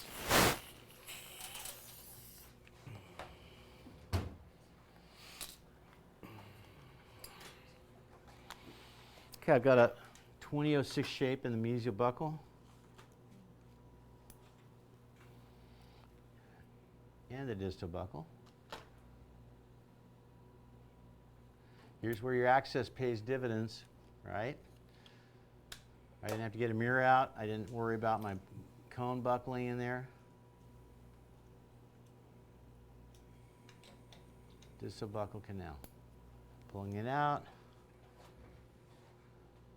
Make sure you pinch the cone. You've got to have that reference.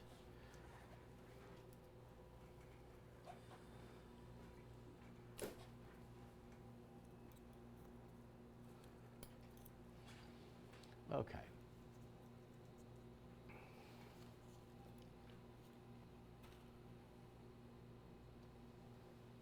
Okay, this is in the distal buckle. What's our length in distal buckle? Distal buckle is 24 and a half. Okay, so we're a half long. We want to be a half short. We want to be at 24. Cool. We're cone fit. That's the distal buckle.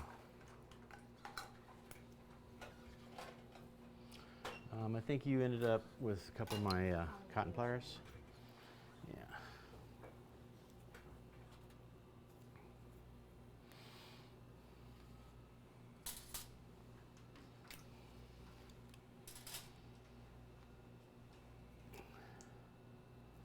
NB1. NB1 is 22.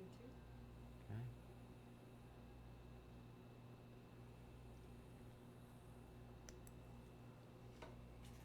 I'm going to grab it at right angles. If I grab it like this or like this, I'll have an error, and I'm depending on length to adjust my cone. I'm going to put it in a die to pre-size it, but I'm really going to put it, let the canal and the cone negotiate and find out where their perfect point of binding is, and then just make sure that I cut it to be a half short. That's all. Let's see how we did here. You said 22 and a half? 22. 22. NB1 is 23. Okay, so this is going half long again. Almost 3/4.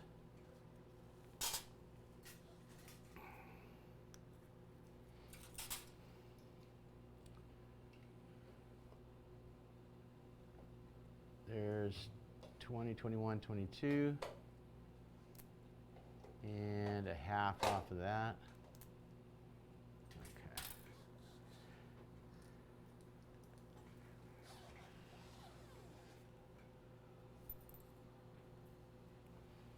Cotton plier? Oh, thanks. Okay, back. So it kind of seems like maybe it's more work not having pre-sized tips. It's really not a big deal. They come feather tipped when Maria has time without me here. She goes ahead and uses the gutta gauge and clips them to the 20s, 30s, and 40s. Okay, there we go. Coming over here. That length is MB2. NB2 is 22 and a half. MB2 is 22 and a half. Here we go. That on 0.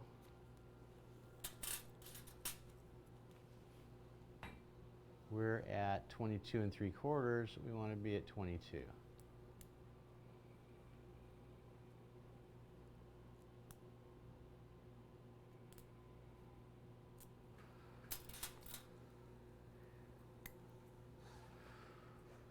Okay, palatal. Palatal is 25. What's our That one's 30/08. 30/08? Okay. So I only need 2 sides of gutta-percha cones to manage anything that I encounter in practice for the most part. Here's a 30/08.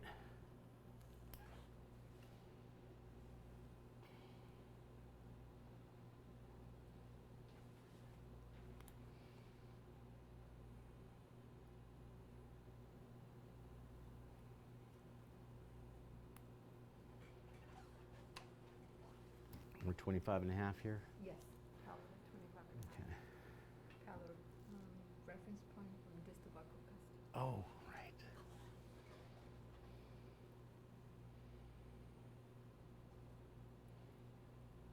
Okay, so this cone is just about that long.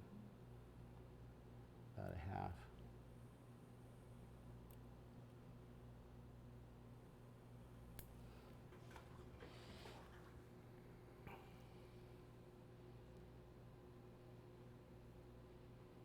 Okay, we're at exactly 25 and a half.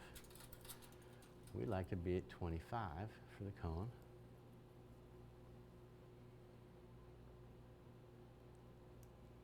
Okay. All right, let's put these little guys back in and take some radiographs. Okay, there is an order that will help you out if you do it this way. And when you're treating a molar, do I have the mirror? Do you have the mirror? Thank you. Okay. Yeah.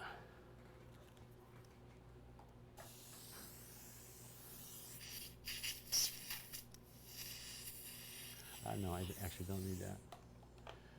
What I need is, I need a mini suction.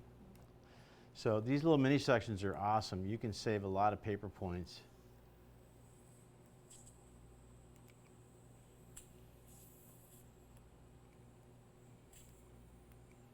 Okay, I'm going to dry the pulp chamber floor. I'm going to start drying the canals and cementing the cones one at a time. Huh? Oh, I'm sorry, we've got to take the cone fit film. I'm getting ahead of myself. Do you want to put more EDTA since you dry? Yeah.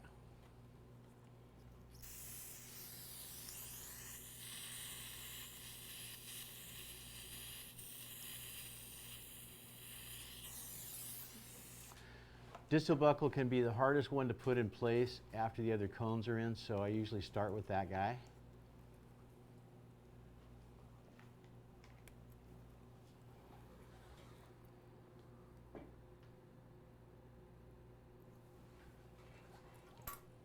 Paddle next.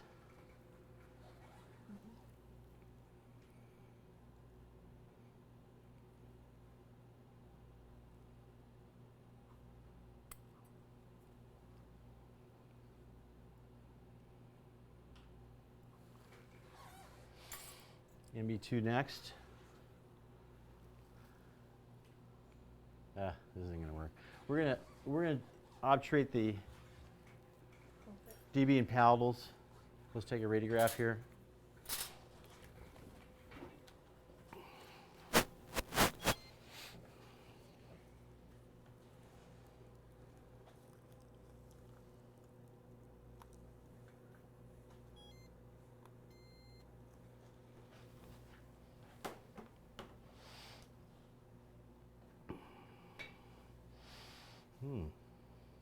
Rotate.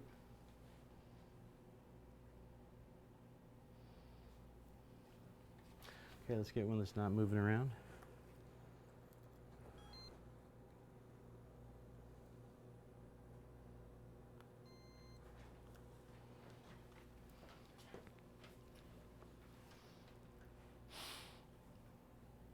Man, it looks like we're really short in the palatal.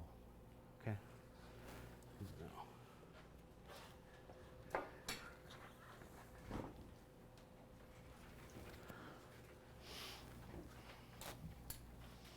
Yeah, I think I'm a bit short in the palatal, like 2 millimeters short. Distal buckle, I can't really tell exactly. I think there could be a reverse curve right here. Let's go back and let's dry the canals and let paper points tell us what's going on. Suction. Mm-hmm.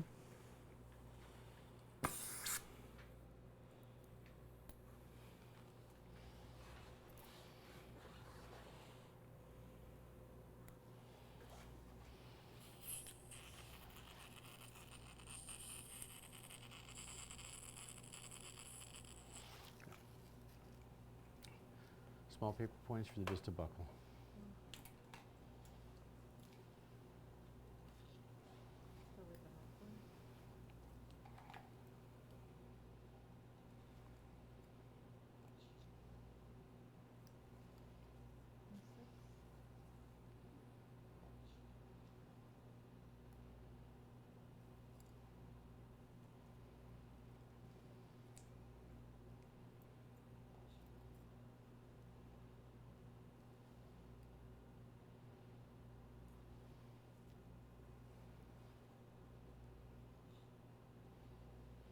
Okay, he's drying pretty well. I'm going to see if I can measure this guy.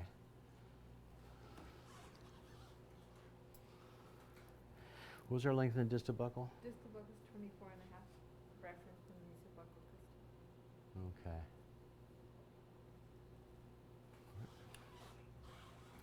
We're drawing the length, that's good.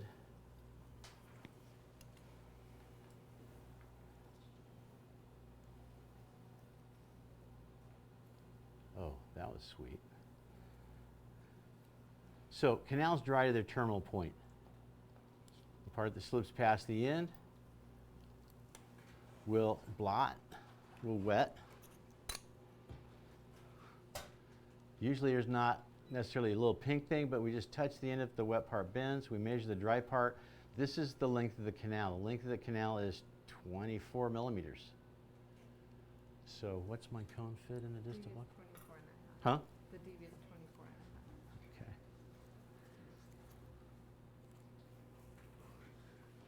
Here's my cone. It's 20, oh, it's short. Okay. So let's refit that. Let's get a 20 in there. So, okay.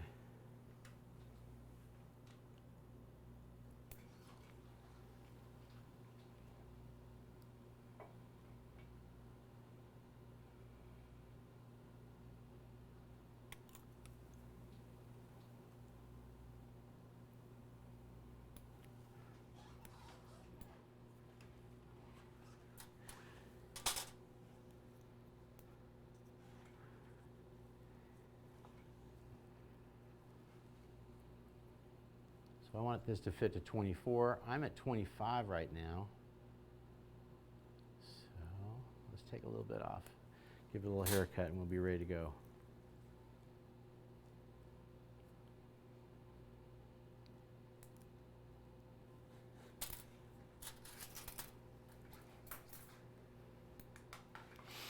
Okay, let's dry and cement the cone.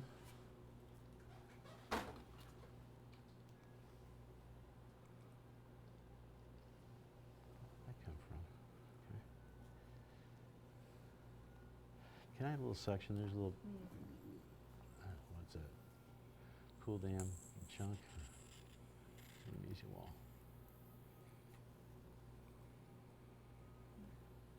It's over the palatal.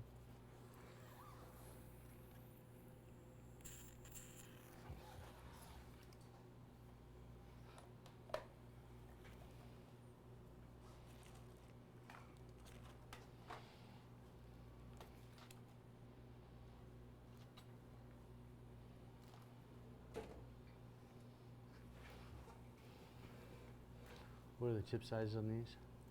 Using a 6. Huh? 6. No, what's the tip size? Oh, These are tip and taper, aren't they? yeah. Okay, sealer.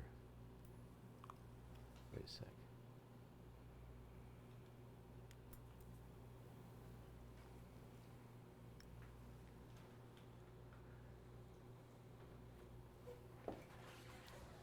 Here. One last check. We are right at 24. Perfect. Sealer.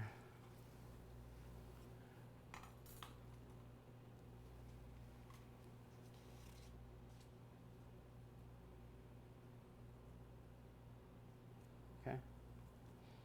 Got a perch point.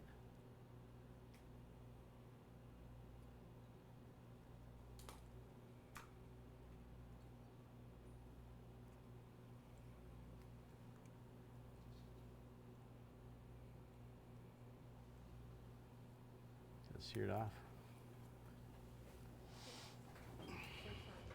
Hmm? Sure, 06 is fine. Okay, so we're not doing a down pack and single canal roots. I'm going to sear this off the orifice level.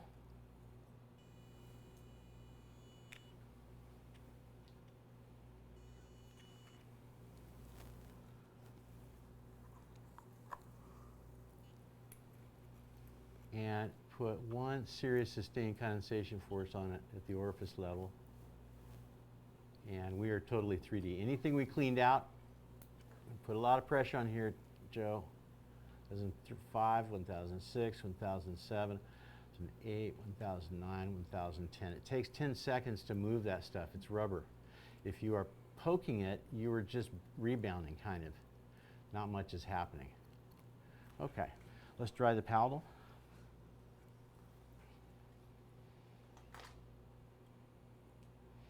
The paddle looked like it was 2 millimeters short. Let's figure that thing out.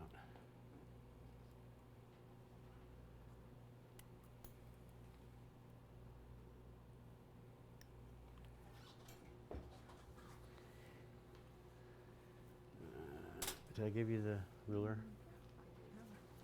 Thanks.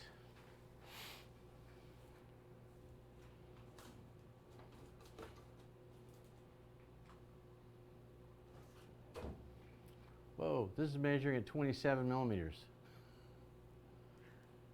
Okay, well, sometimes apex locators lie. Let's try this again. No, they do. It's rare.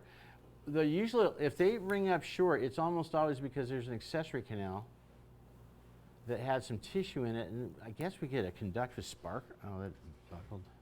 Get a conductive spark off it or something.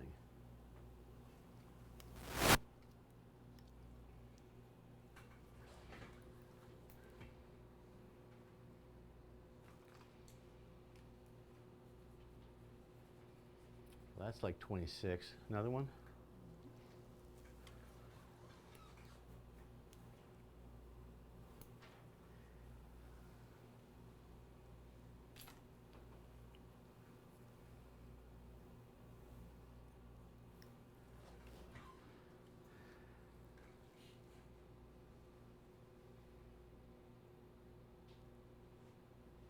Look at that. There is, look, see that little dot?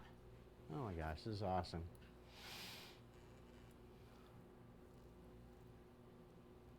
In case we did last week, there's a dot in the middle of the cone.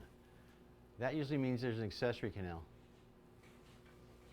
And this one was a mid-root lateral canal. Okay, so I didn't get the length of that. I was too busy freaking out about that. Okay, here we go.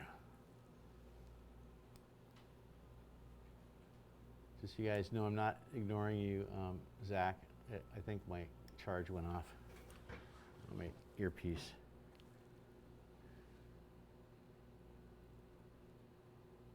Okay, I'm going to go with 26. What's our cone?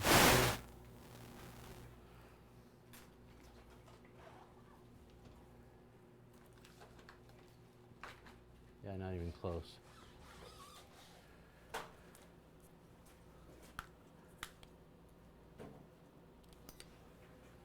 .3008, fitting to 26.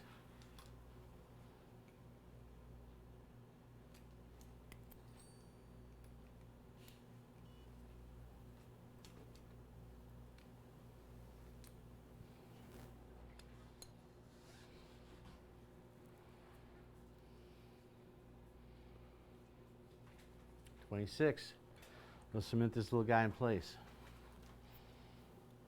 We're going to take a radiograph. Paper point.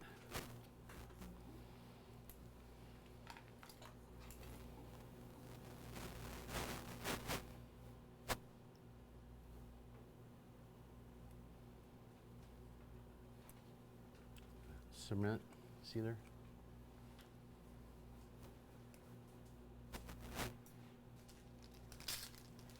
Now, this is a bigger canal. I think I'm out. No, I'm not out. Okay.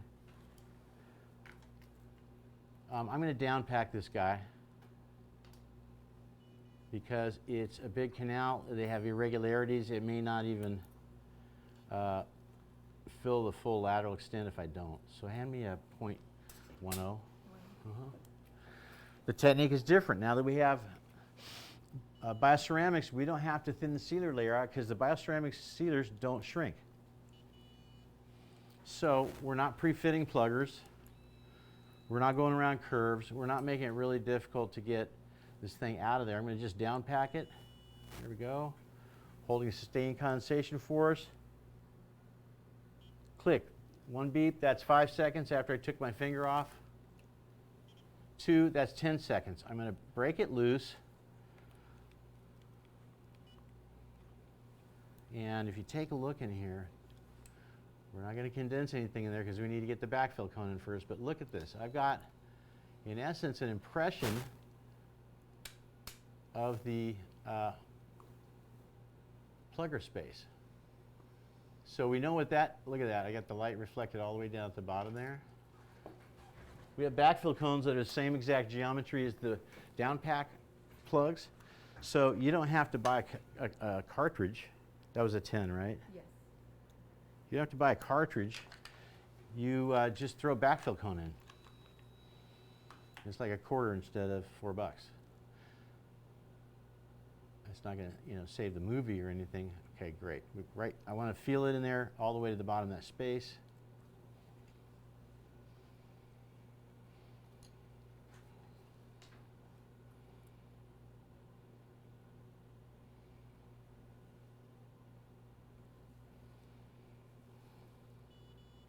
It takes less time. Downpacking and putting a backfill cone in is the only 3D technique that takes less time than carriers. 70 or 90? 90.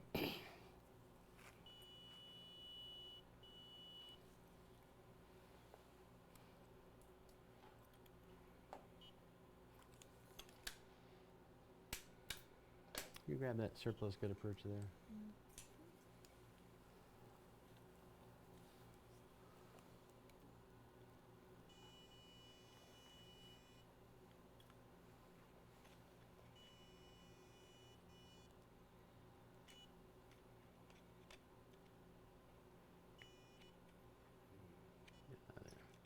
It is easier to get gutta percha into a root canal than out of a root canal. Okay, great. This is 0.9 millimeters. I know that it's going to fit perfectly because my files are 1.0. This is all a system-based approach. It can even be, just because it's different manufacturers and some of these products doesn't make any difference, the same designer was in charge, and that was me. So let's fit the cones in the MB and see if, and we'll take a radiograph with what we've got done already. Can we put some... Do you want to dry? I haven't dried, it's not dry. It was a little bit wet there, so it should still be fine. Okay, I put the MB2 in because that's harder to find than the MB1. The MB1 is right in the line angle. Again, the MB2, most challenging root canal. It's the only one without a great reference to lead to it. We're in there. Let's see if we can get this thing down to length. Yeah, I need some EDTA. It's dry. It's not going to work.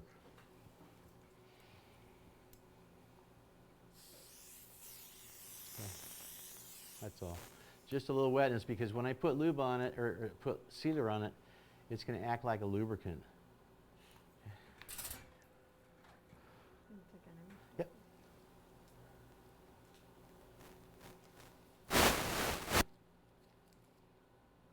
Okay, they're confluent. Nice. I trust my MB cone fit more, so I'm going to put that one to length.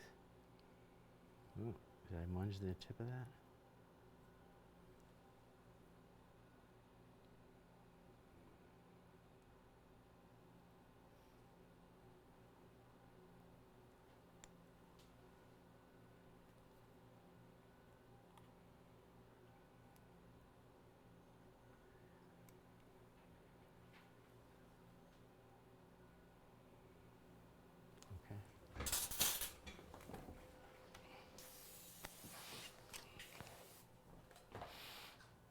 Distal view is nice. I got right into the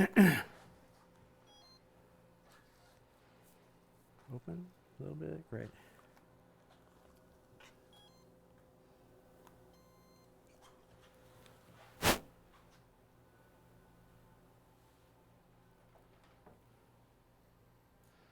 Huh.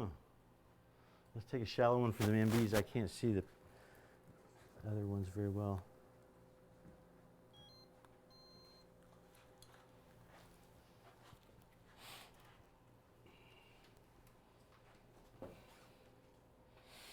Okay. That looks short. We're going to take that out. That looks short. The MB looks good.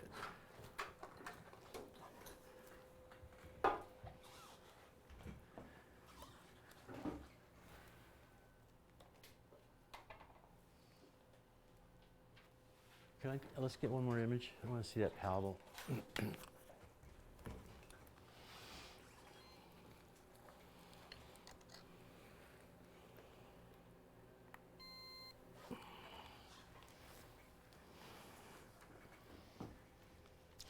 Okay, rotate that, please.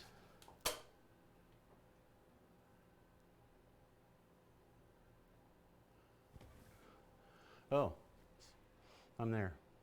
That's a 1/2 millimeter short. So we're looking at across the root. Nice. I got to tell you, paper points don't lie. If it's suppurating, you can't fill the root canal anyway, but paper points don't lie. And here's the distal buckle. And I believe that's the root in there. We'll find out more when you do the final CT imaging.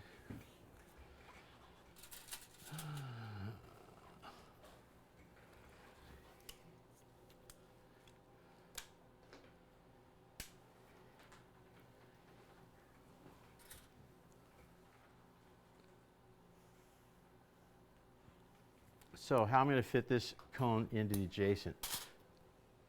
I'm going to measure the distance from the reference point to the point of impediment. So we're at about 18 millimeters. Then I'm going to, do you have a scissors? Actually, no, I'll use the blade. Then I'm going to cut this at an angle until I get tugged back at that length.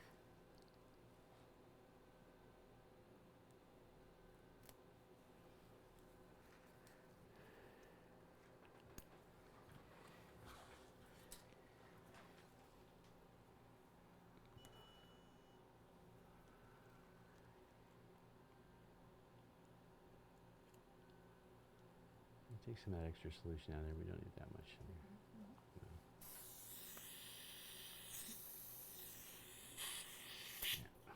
Obviously, I can't see what's going on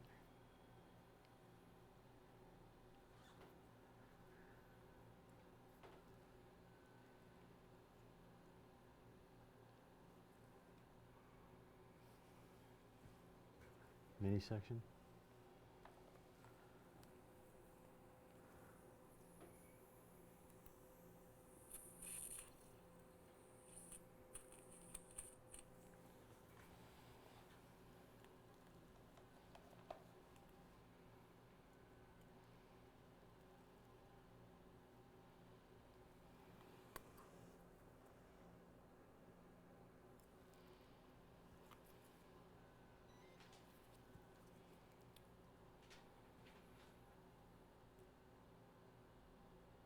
Little tiny bit of tug back, not a lot.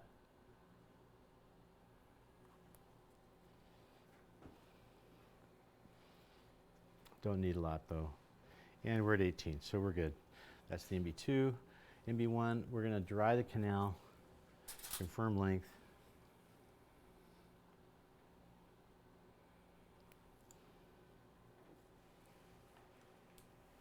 Can I section? Yeah, what's our length in this canal? 22? 22, yes.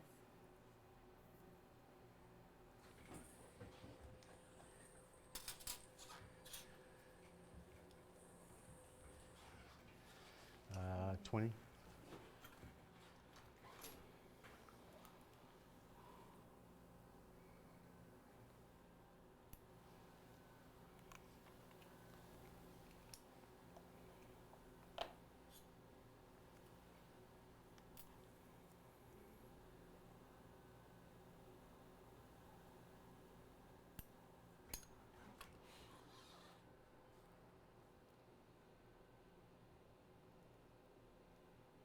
We're at 22 in that canal? Yes. Okay, so this is fitting at 22 3/4. Let's dry and find out. I can cut this back as needed. This is the part you want to fuss with a little bit because, you know, it's the glow, it's the show of a nice case that's fit just right.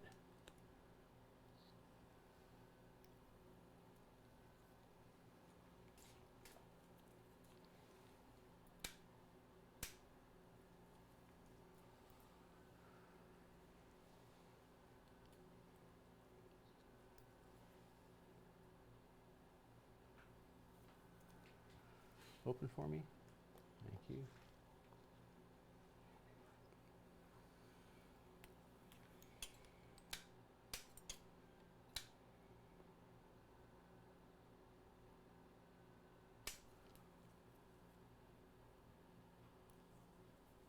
You can't leave it in there and then measure because it's going to change due to capillarity.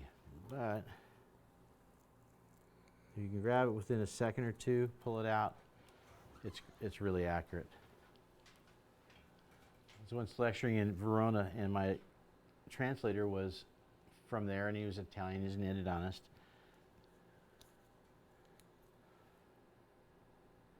And when I mentioned paper point drawing, everybody started freaking out and they started arguing with each other, and he stood up and yelled at him for about a minute, and then they all sat down and he said, continue on. So what was that? He goes, oh, they said this is a ridiculous technique, it won't work. He said, I told them that I had met you yesterday, I've been doing the same technique for 22 years, it works really great, shut up and sit back and let him finish his lecture. So yeah, a bunch of bossy Italians, it was really fun.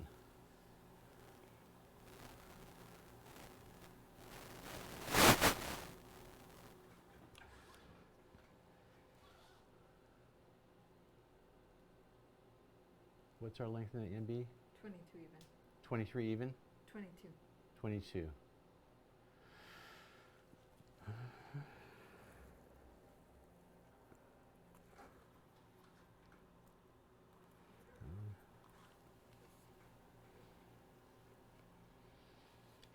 Nice thing about confluent canals is you only have one opportunity to overfill.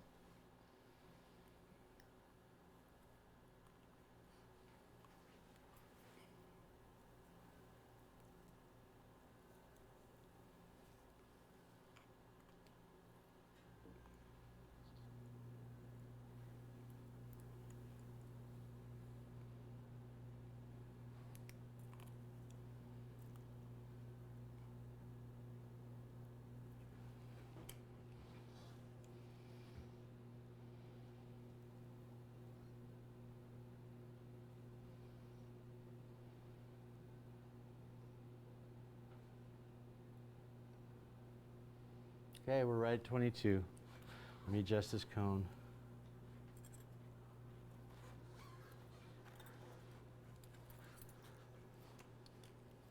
Do you have a blade?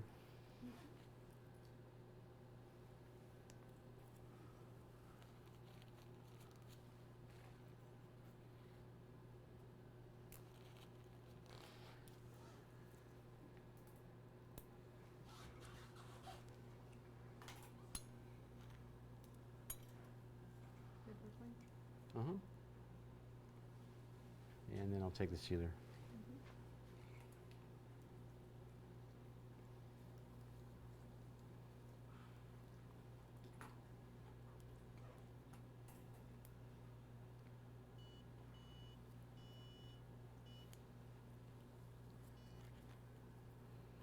Oh, 6. Flow. Hmm? Oh, 6. Yeah.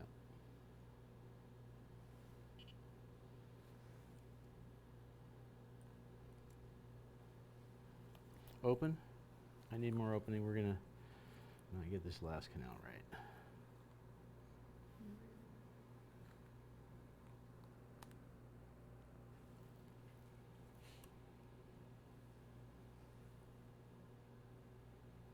I get the wrong cone? What is this?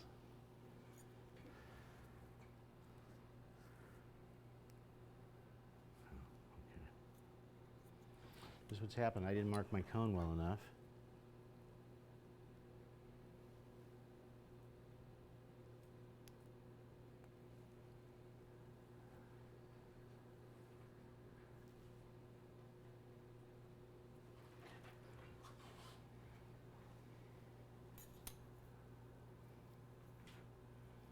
I still have to dry and cement the MB1 into place.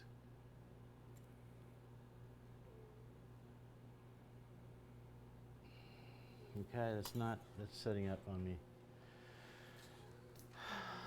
Can I have a 1806 by hand, just measured at 22?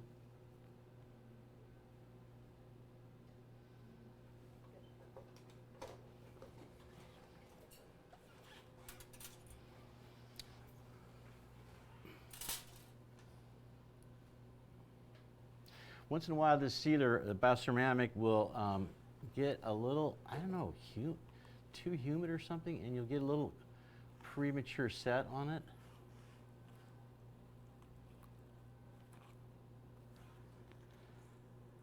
That's why you have to cement the cone immediately after you dry the canal and put the sealer in. Hmm?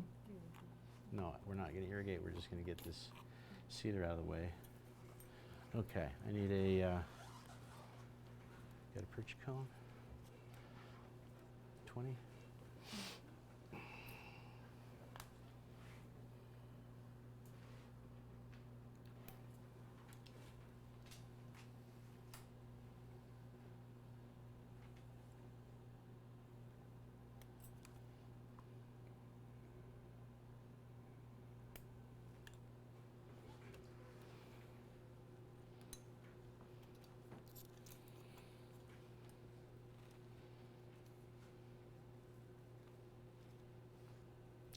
Good.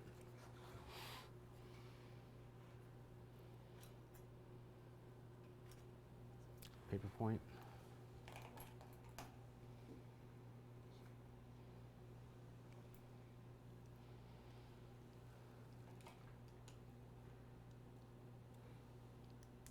Sealer.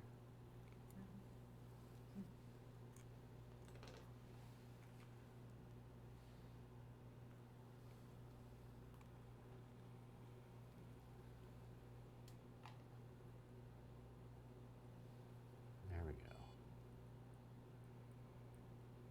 Okay. Sealer. I need a paper point. I think this is the, These are confluent. Hmm? Pardon? this is the one you want or this one? Let's see. That one, that's the, I think that's the. Oh, no, that's it. This guy here. Thanks.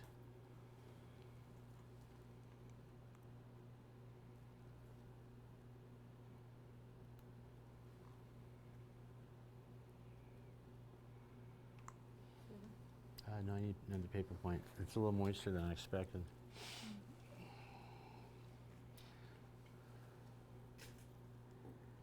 They're confluent, but they almost certainly split off again. And may have their own portals of exit.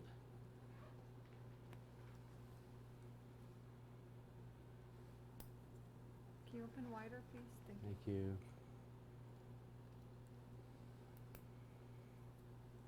Sealer.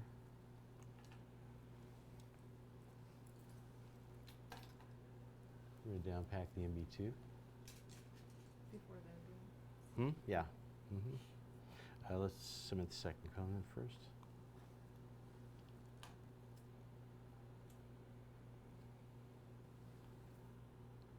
can you open wide, please? As wide as you can. Thank you. We're coming down the home stretch. You've been an awesome patient, so thank you so much.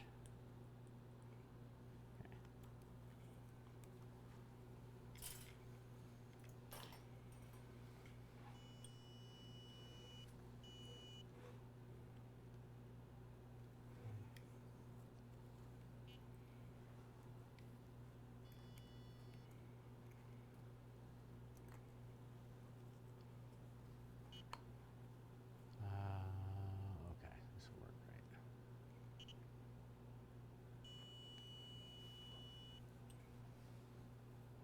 I'll show you how we use the syringe after this. Separation burst, 1001, 1002, pause, pull it out.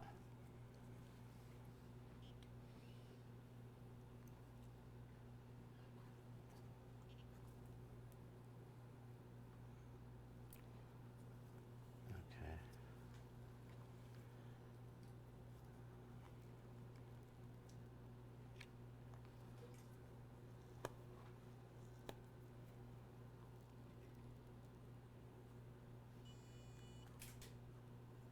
Let's do backfill. This is the new unit from the upgrade to the Elements unit. It's magnetic charging. It's much more robust. They did a really nice job in redesigning it. And it takes very little time to heat up. Do we want 170 gutta perch, or we want?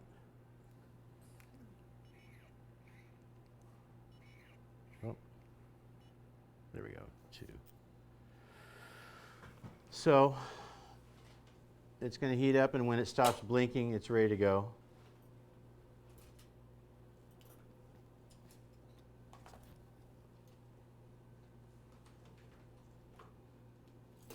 The trick to using backfill syringes is you put them to place, don't syringe right away. When you put this in there, it will chill. It's actually priming itself here. There we go. Okay, it chills the needle when I put it in the canal. So I need to put it in there and count to 5. 1002, 1003, 1004, 1005.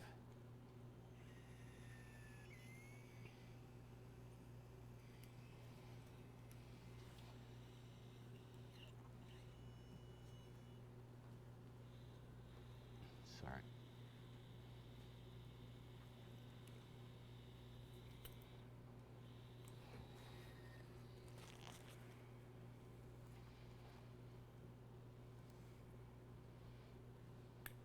You can cut with the side of the plugger and remove the extra. Let's downpack the MB1.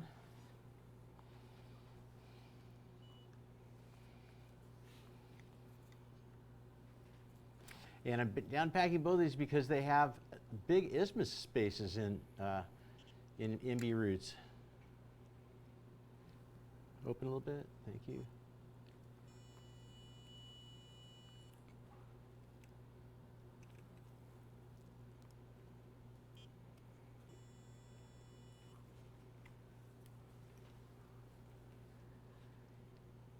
Do you have the point? I need a 0.4. 0.4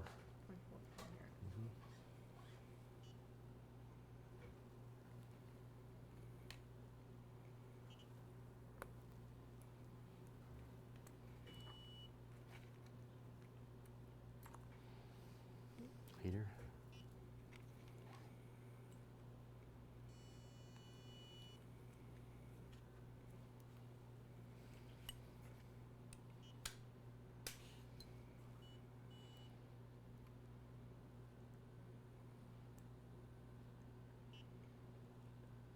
And again, I'm going to lean on it. I'm going to do a sustained condensation force, much more effective than bouncing on it. Okay, backfill syringe. Backfill syringe.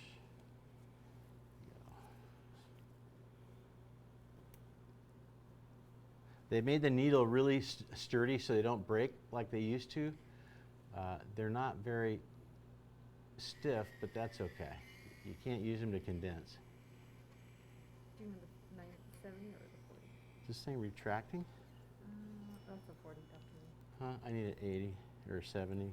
I have 70 in there. Is it 50? You have 50? This will work. No, I have a 50. Okay.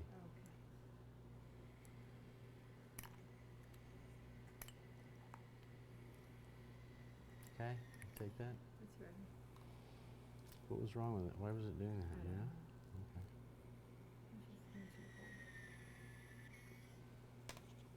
Okay. It's a lot faster. I'll take the 90. Take the 90. Okay. We should be done.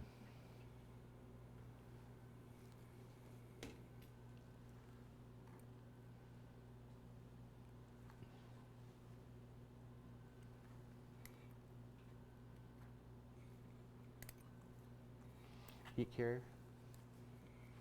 Let's take a radiograph.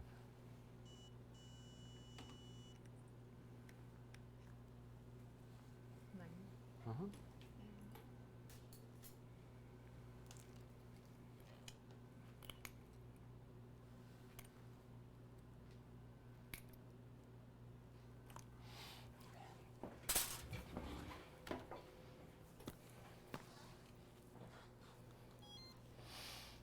Oh, there's the edge of the root, the distal buccal root, right there. So we're dead on that one too, I believe.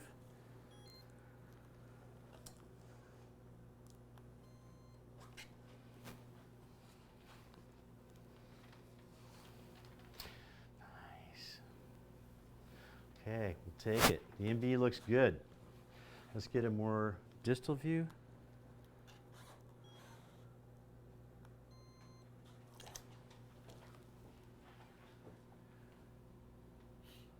Ah, look at this. There's a here. So it merged here. Here's the secondary MB2 with its own exit point. We've got a lateral canal there. That looks really nice. Okay.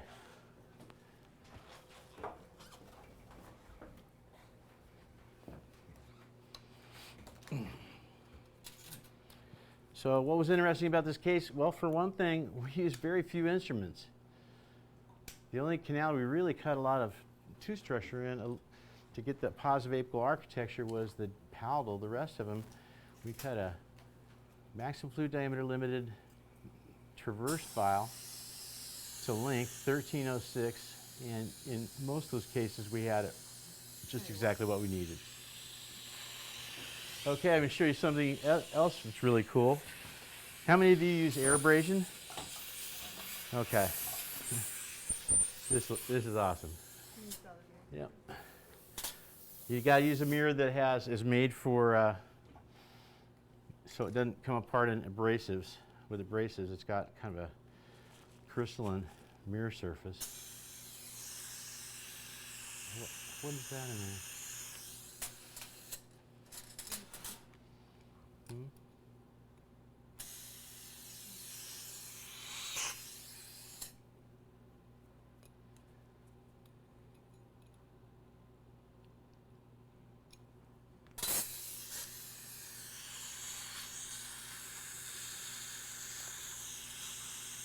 Okay, I thought I had that convinced really nicely.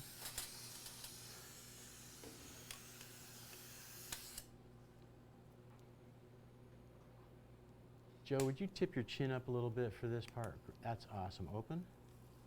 Thank you. Close your eyes, please. Yeah. Open. Thank you.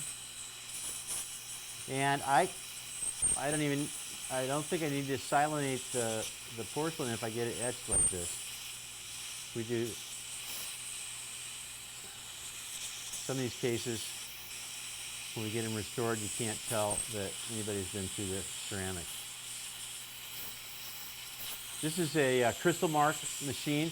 These are the guys that originally invented air abrasion. Air abrasion was a technique that was getting ready to take off as a huge improvement over belt drive hand pieces back in the day, in the 50s.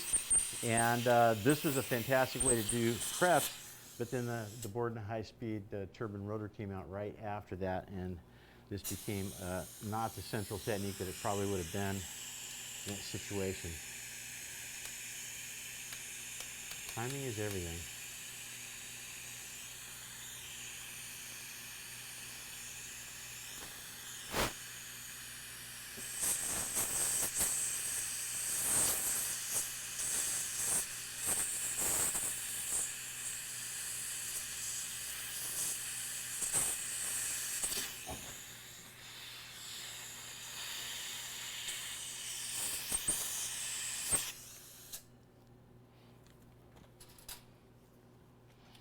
Having a back surface mirror just does not work in endo.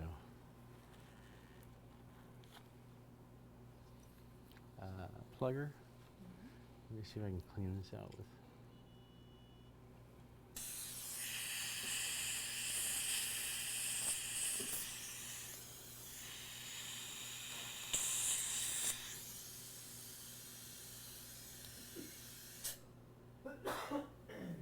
Okay, I need the pluggers to freshen that. 90. Great, thanks.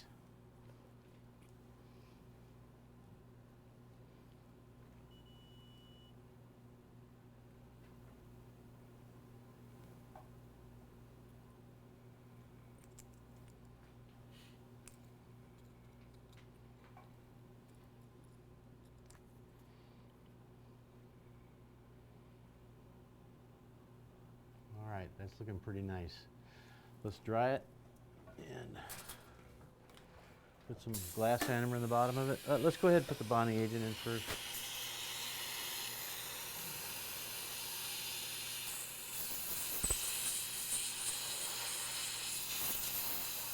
Yeah, I'll take primer.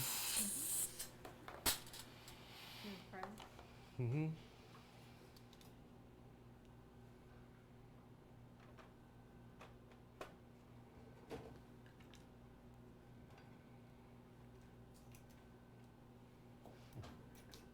Look at how high up the paddle is.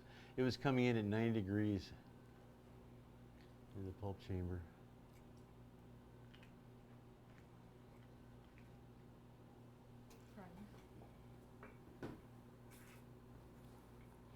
So I need extra. This doesn't set.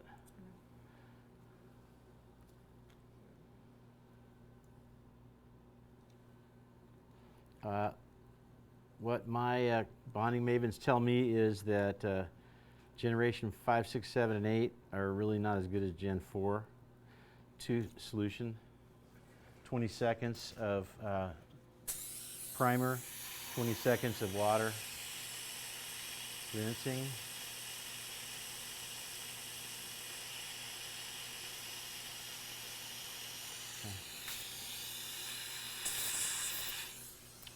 Not too dry. That looks just about right. Can I have the plugger again? Did I keep that? I got it. Nope, you have them.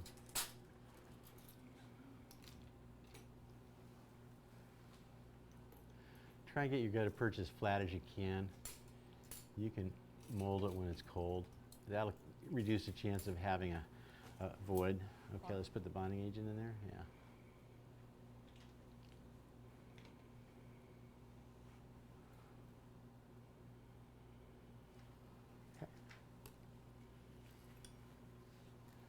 And we're supposed to scrub this stuff for another 20 seconds, I guess. Everything is 20 seconds in bonding, except for the plasma arc curing light. That is 5 seconds.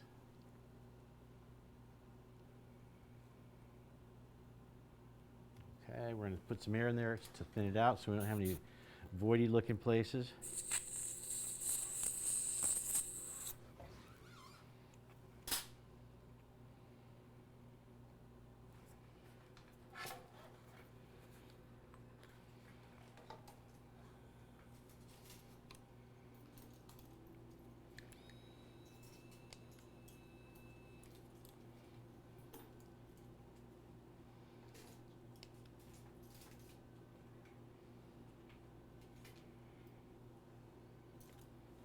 Okay. Glass animer. Are you gonna use the flow, the one the flow one? Yeah. Oh.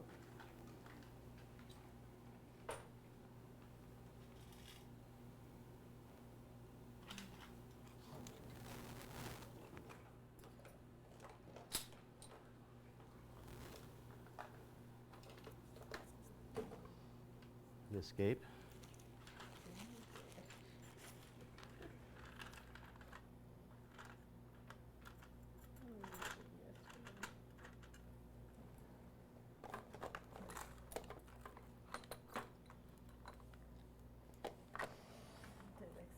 Do you have anything else there flowable? That'll work.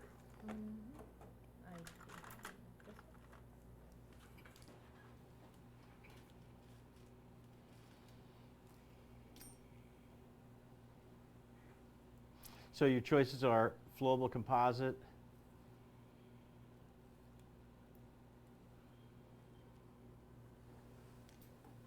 glass animer, or hybrid. What's the deal? That's like dead. There's something coming out at the end. It came out some. Okay. Filter.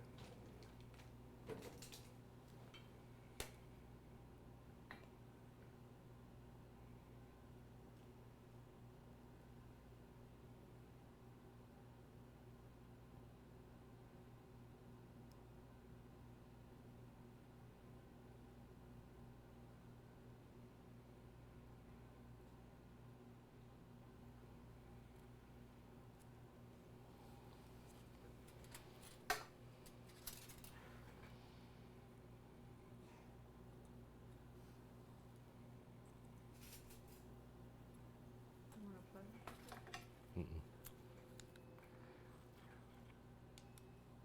Sponge and temper? Sponge and temper? Yeah.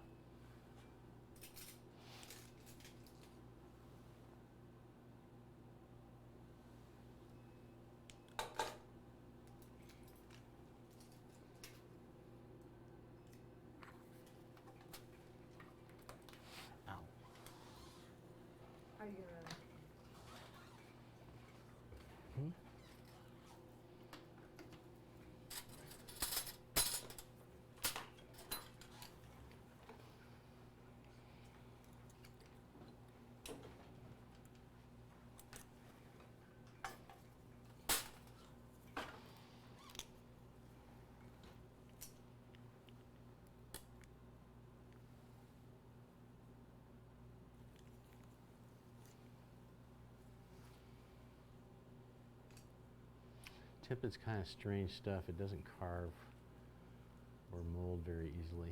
So sometimes just a cotton pellet will do a better job.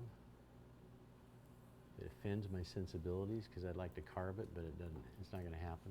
Do you need All more? right. Nope. Okay, we're just about done here. Timing's perfect.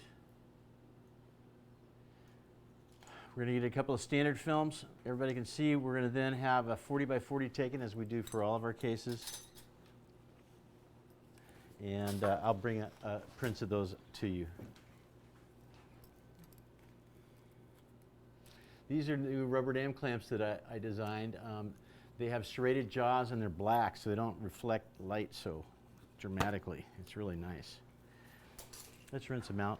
Hey, you were awesome. Your root canal came out just right, I think. Good. Yeah.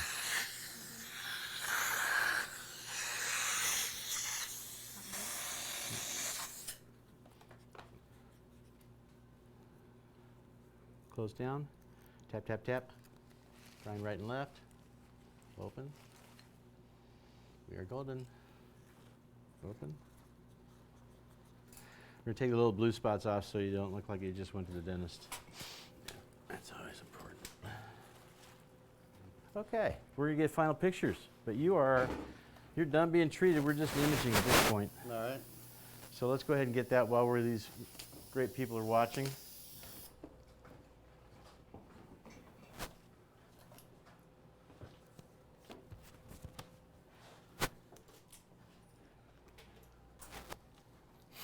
And as I always say to myself after these, cheated death again. Hold very still.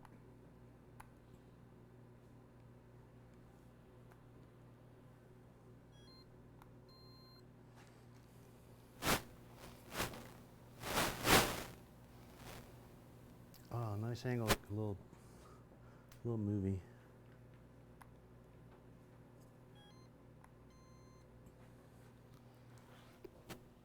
Got a nice high palate.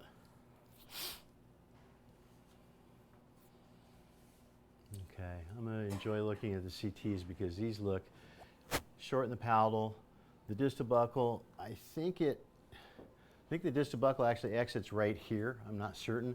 We have so much going on here with the floor of the sinus, etc. But we do have an accessory canal here coming off the MB2, MB1 merged, and then we cone fit to full length, and we have the MB2 splitting off again and having its own portal of exit. That's a nice straight on view. We're going to get a distal view here. Oh, hit that.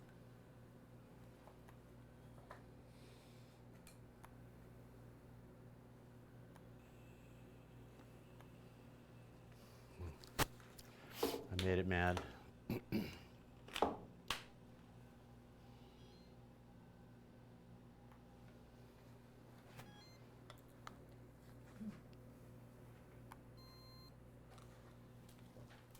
This should be a distal view. Throw the DB forward.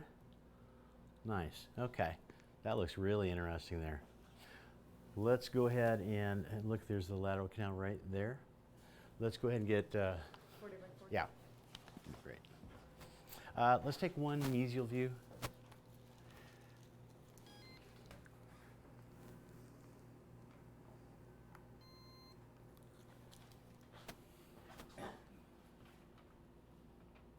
Oh, sorry.